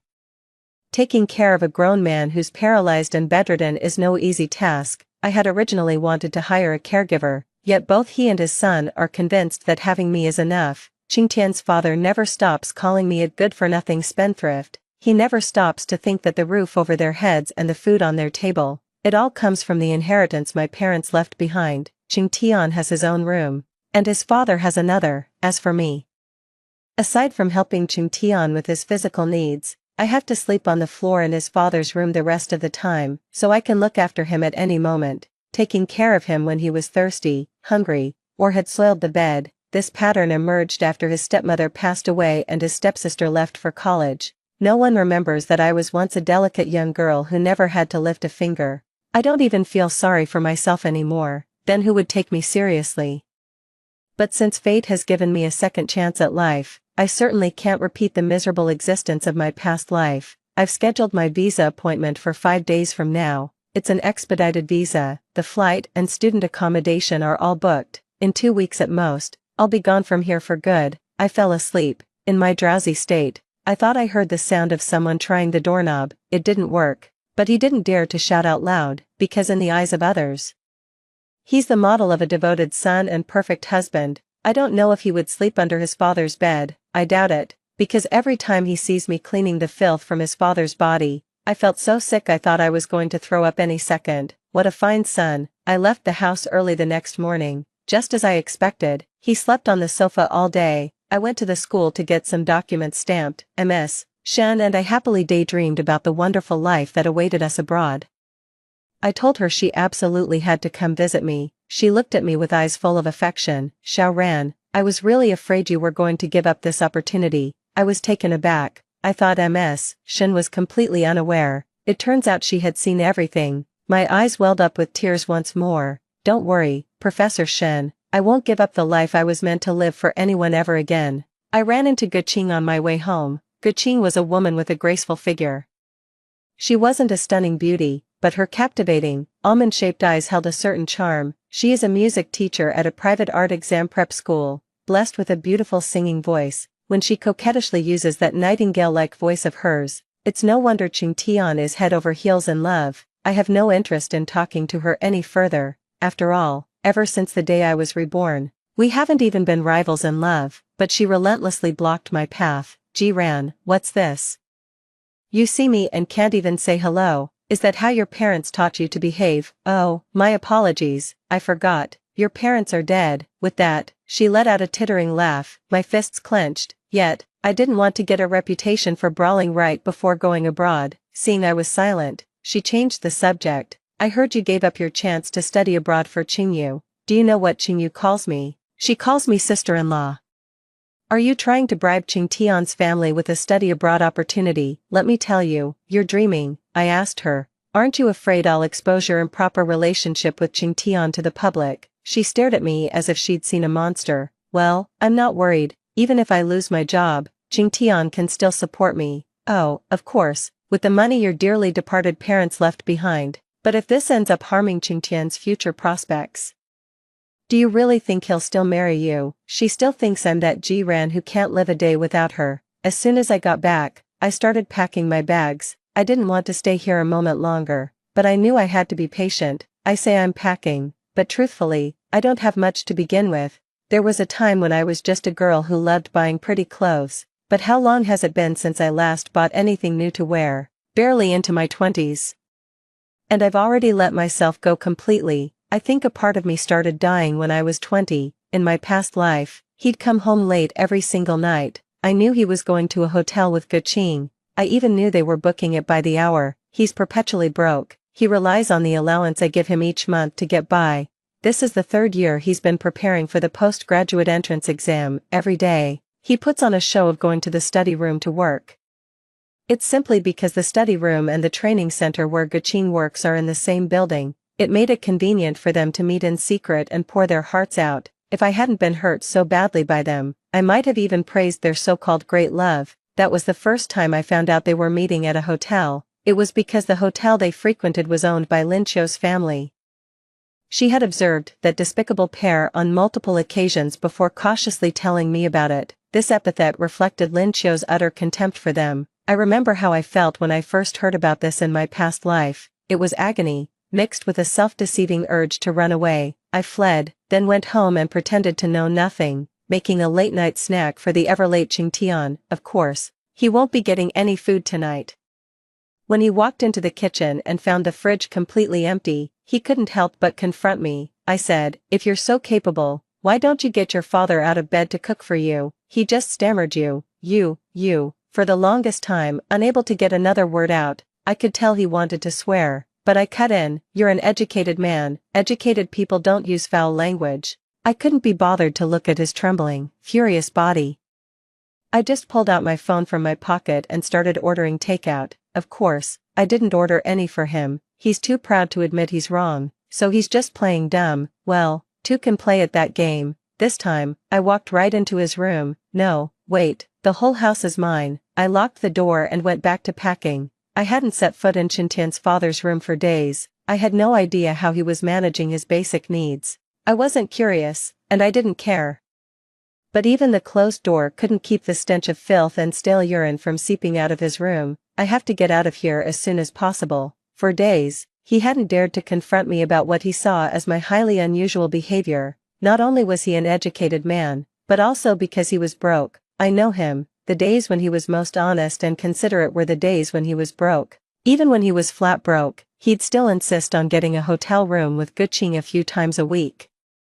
A quick 2-hour session in a short-stay hotel. That's also what Lin Qiu told me. One can't even empathize with their past self. I think back to my past life, when I refused to believe any of this. Perhaps it was the fear that if this were exposed, they would leave me for good. So I always tell Lin Qiu, maybe he just went to Guqing for help with his homework. A computer science student asking a music teacher for academic advice. Lin Qiu looked at me like I was crazy. I really am a bit nuts.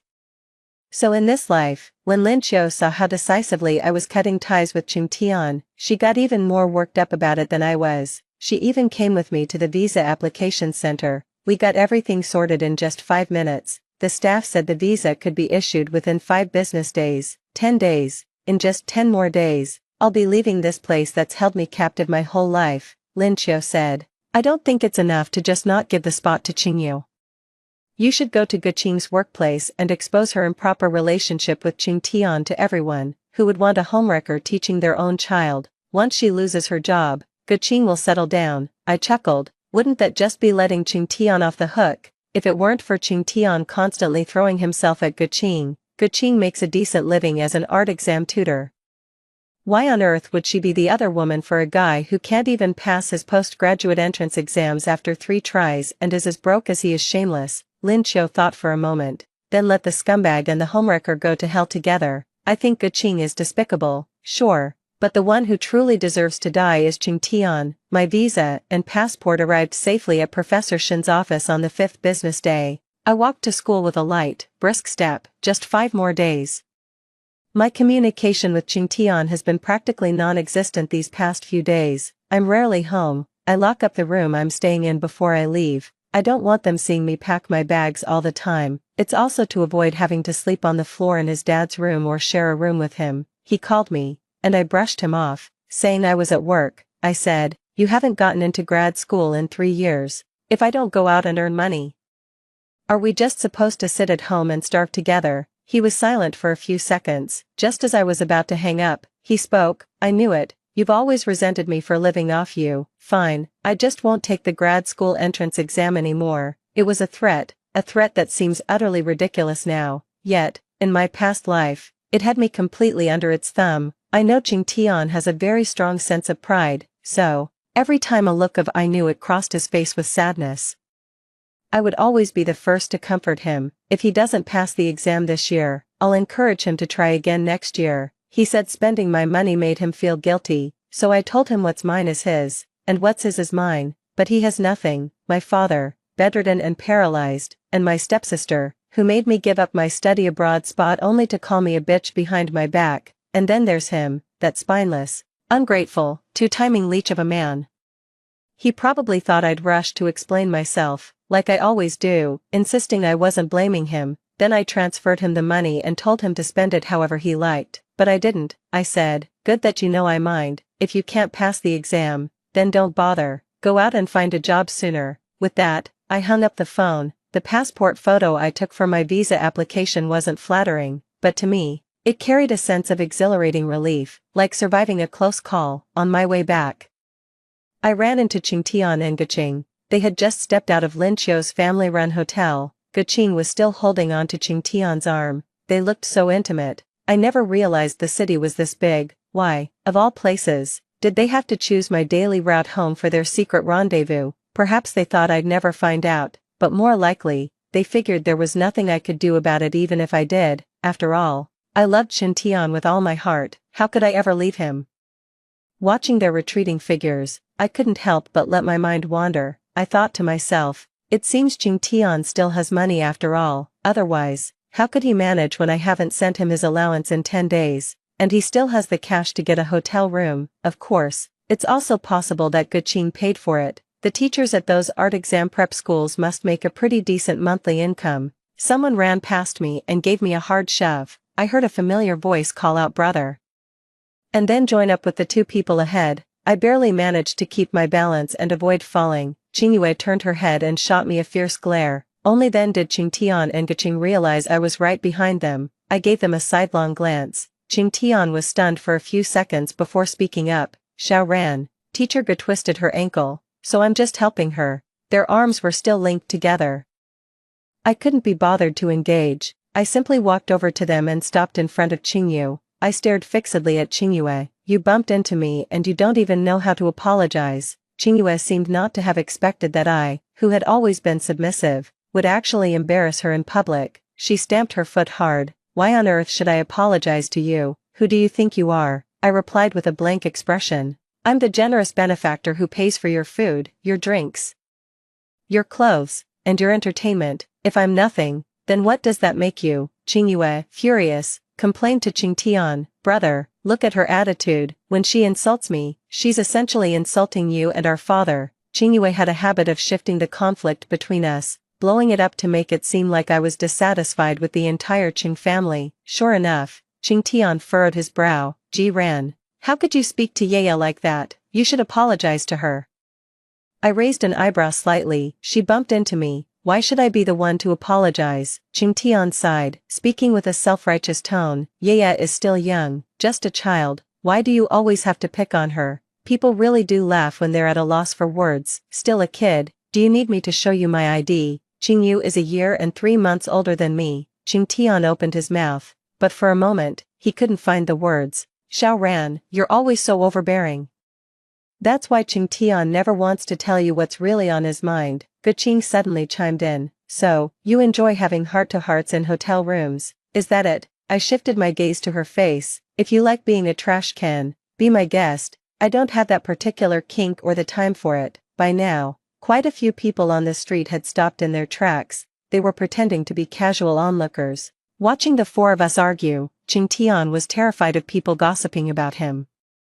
So he lowered his voice and said to me, Ji Ran, stop making a scene here. If you keep this up, I'm moving out. I shot back immediately. How about you move out tonight? Don't forget to take your dad with you. Upon hearing this, Qingyu blurted out, you bitch. But before she could finish her tirade, Guqing stopped her. Truth be told, Guqing didn't like this ill-mannered stepsister of hers, Qingtian, one bit. But her persona was that of the perfect, understanding older sister, the untouchable ideal in the eyes of both Qingyu and Qingtian. She knew perfectly well that Qingyu's outburst was just her getting momentary revenge on me, but she was also afraid of what would happen if I really did kick them out. After all, Qingtian still hadn't gotten his hands on my parents' inheritance, so I still had some use to them. Guqing coaxed the two Qing siblings away with soft, gentle words. Auntie Li, who runs the fruit shop by the street, called out to stop me. Xiao Ran, dear, I've watched you grow up since you were this high. I don't want to lie to you, so I might as well tell you today. Auntie Li's expression was hesitant, yet it seemed she had made up her mind about something.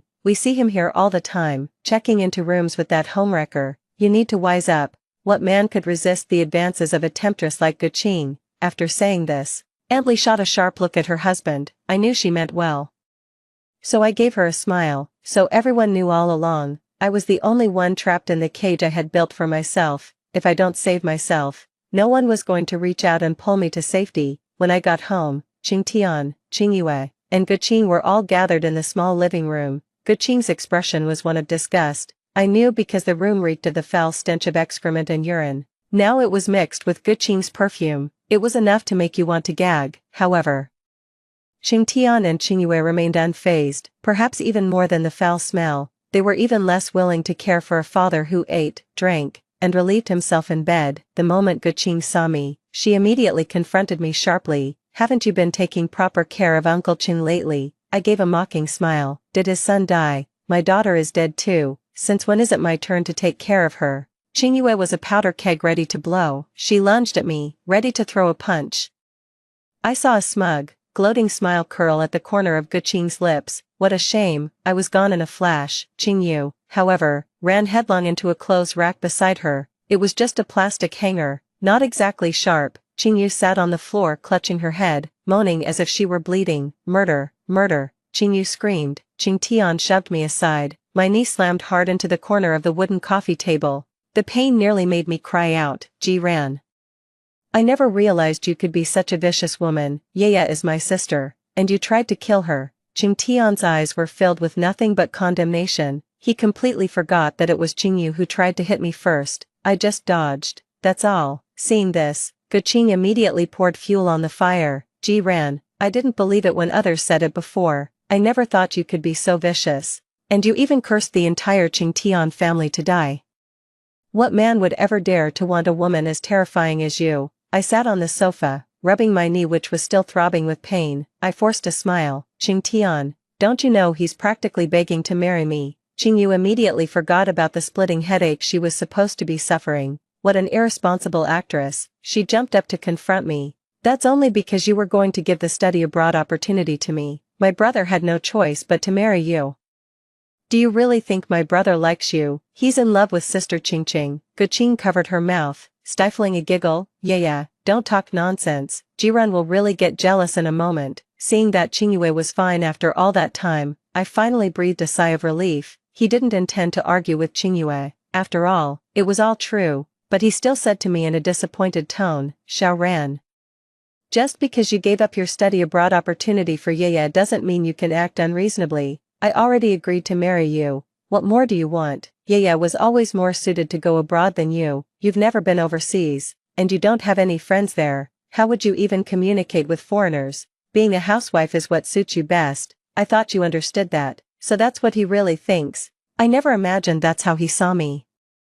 I don't have many friends because I'm always busy taking care of things at home. On top of that, I have a heavy academic workload. It's not like I never had the chance to go abroad. I was supposed to go on that graduation trip my classmates organized. He kept saying, if you leave, who's going to take care of Dad? And so, I was forced to stay. Yet, Qingyue spent my money gallivanting abroad with her classmates for half a month. As soon as she returned, she demanded I give up my study abroad opportunity for her. In my past life, it was as if the muck from a swamp had blinded my eyes. I was single-mindedly trying to win Qingtian's approval through constant sacrifice. I used to believe my life only had value if he was constantly fond of me. That's not true.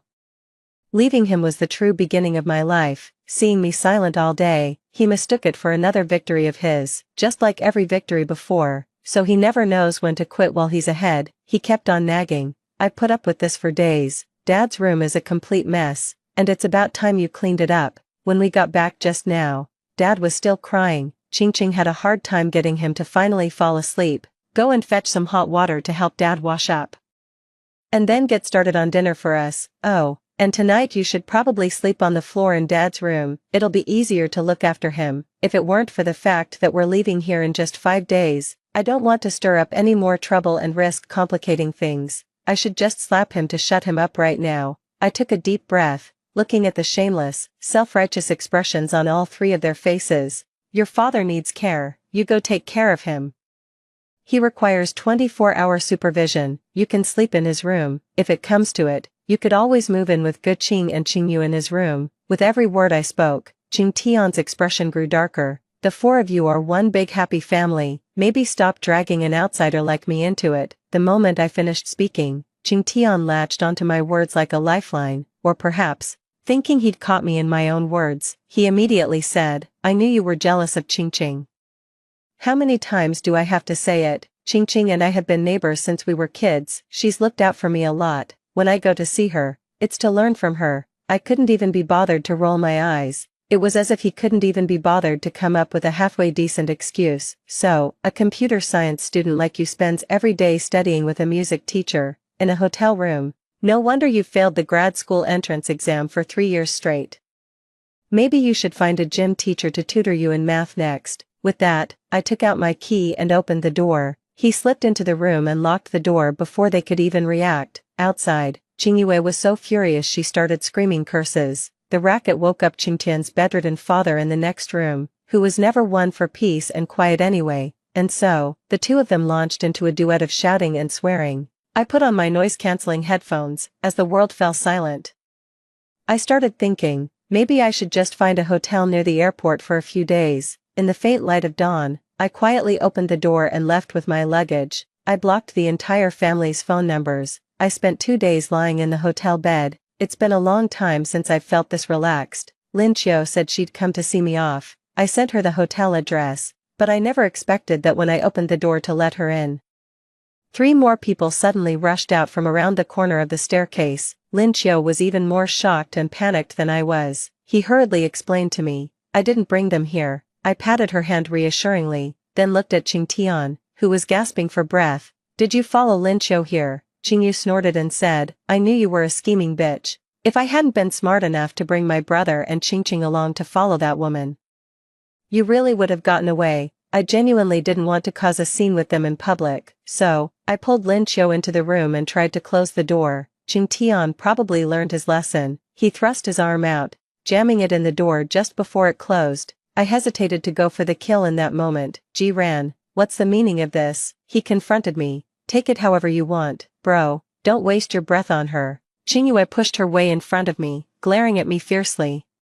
He said, you didn't submit the letter of commitment to voluntarily forfeit the state-sponsored study abroad opportunity, did you? I already went to the school and asked about it. Everyone else who's going abroad has already received their materials and is processing their visas. I nodded calmly and replied, that's right, I didn't submit it. So what, bro? See, I told you this bitch was never sincere. Qingyue was furious. Guqing stepped forward. Xiao Ran, didn't you promise to give the opportunity to Yaya? How can you go back on your word like that? I don't recall agreeing to that, I said coldly. I only agreed to marry you because you said you were willing to give the opportunity to Yaya. Qing Tian looked rather pathetic in that moment, yet he still tried to take the moral high ground and pressure me. Then let's call off the wedding, I replied without hesitation. The expressions of all 3 people before me changed. Then they stared at me in disbelief, because in the past, my only dream was to marry Qing Tian. They used this to hold it over me for my entire life. He simply refused to believe it, the reality that the woman who'd always followed him around had suddenly cast him aside. Don't say things you don't mean, Ji Ran. If you're willing to give the opportunity to Yaya and apologize to your father, I'd still be willing to marry you, as long as you promise to take good care of him from now on. I knew it was impossible to have a normal conversation with 3 lunatics, so I just told them to get out. If you don't leave right now, I'm calling security. Qingyu lunged at me, trying to claw my face, but Lin Qiu, who was behind me, seized the chance and shoved her, sending her stumbling. I'll be honest with you all, I'm leaving the country tomorrow. I might not ever come back. Get out of my house, now. If you don't, I'll have someone remove you. I figured it was best to just lay it all out for them, plain and simple. All 3 of them were stunned into silence. Qing Tian's mouth opened and closed several times, but no sound came out. Guqing was the first to snap out of it. In a tone of reproach and condescension, she said to me, what gives you the right to kick Qing Tian and his uncle out? You mean the fact that my name is on the property deed? The question was absurd. Guqing hadn't expected me to answer with such unflinching confidence. I tried to close the door on them once more. Qingyue shrieked, refusing to back down. Your wretched parents are the reason my father is paralyzed. How dare you, you bitch, have the nerve to throw us out? I couldn't stand it when people hurled such vile insults at my parents, but she kept on taunting.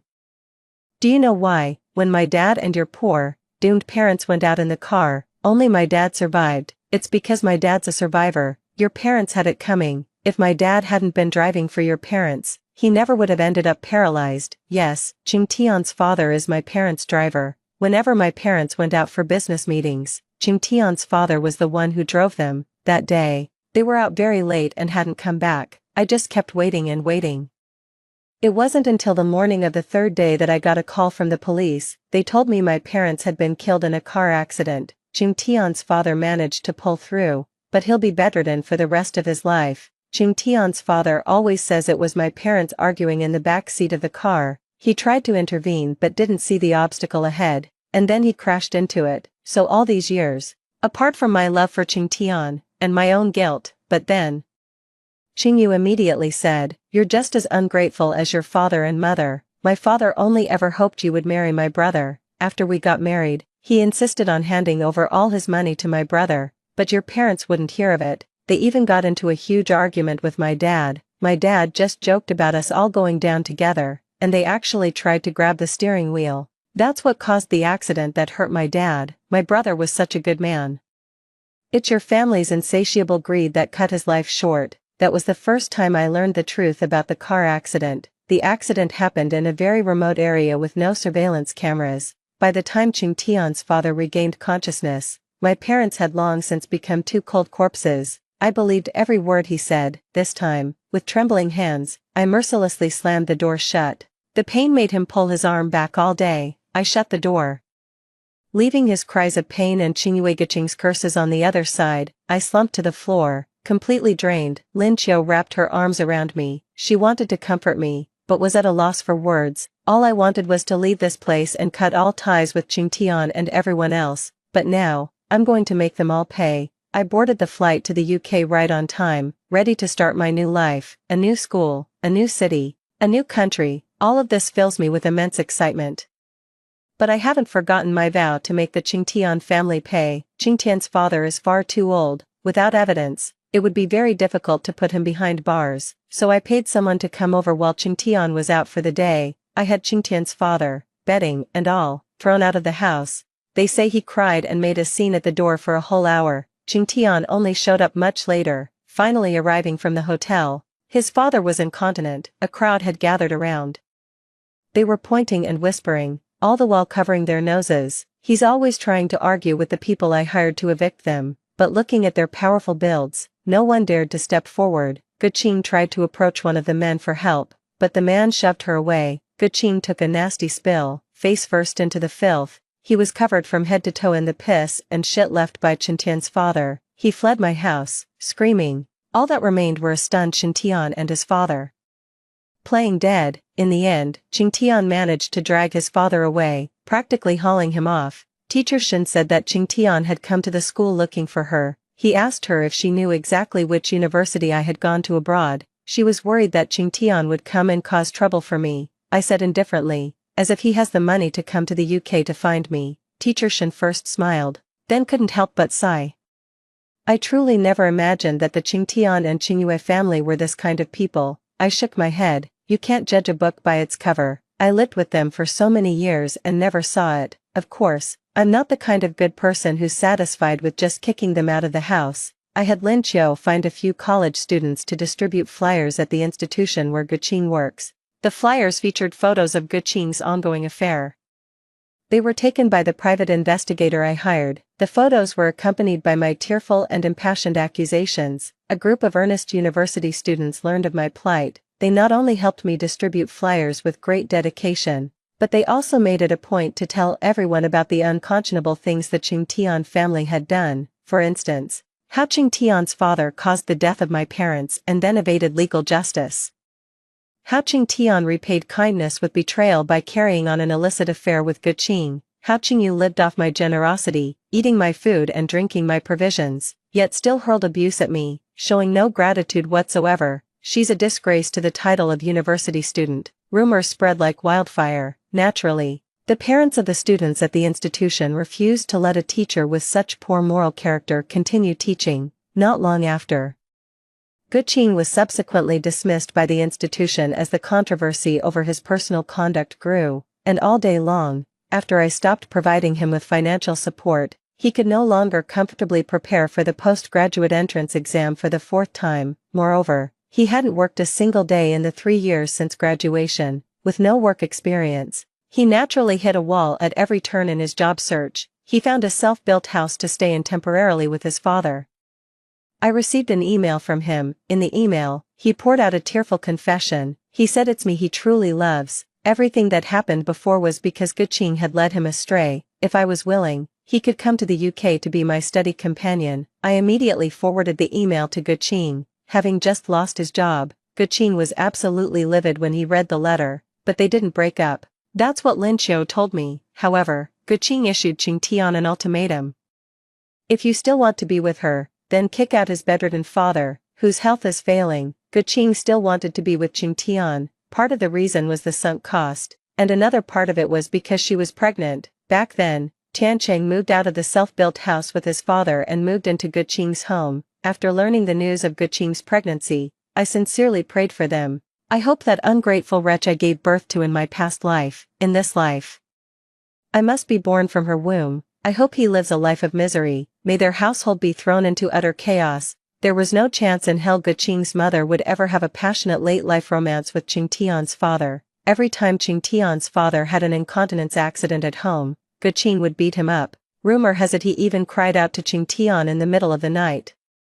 I still want Ji Ran to be my daughter-in-law. Qing Tian quietly wept in his father's arms, both of them overcome with grief. Then he started thinking about me. He thought about all those romance novels he'd read, month after month, one after another. It seemed like there might be a way to put it into practice, so he started emailing me again. One disgusting love letter after another flooded my inbox. Some were confessions, others were professions of love.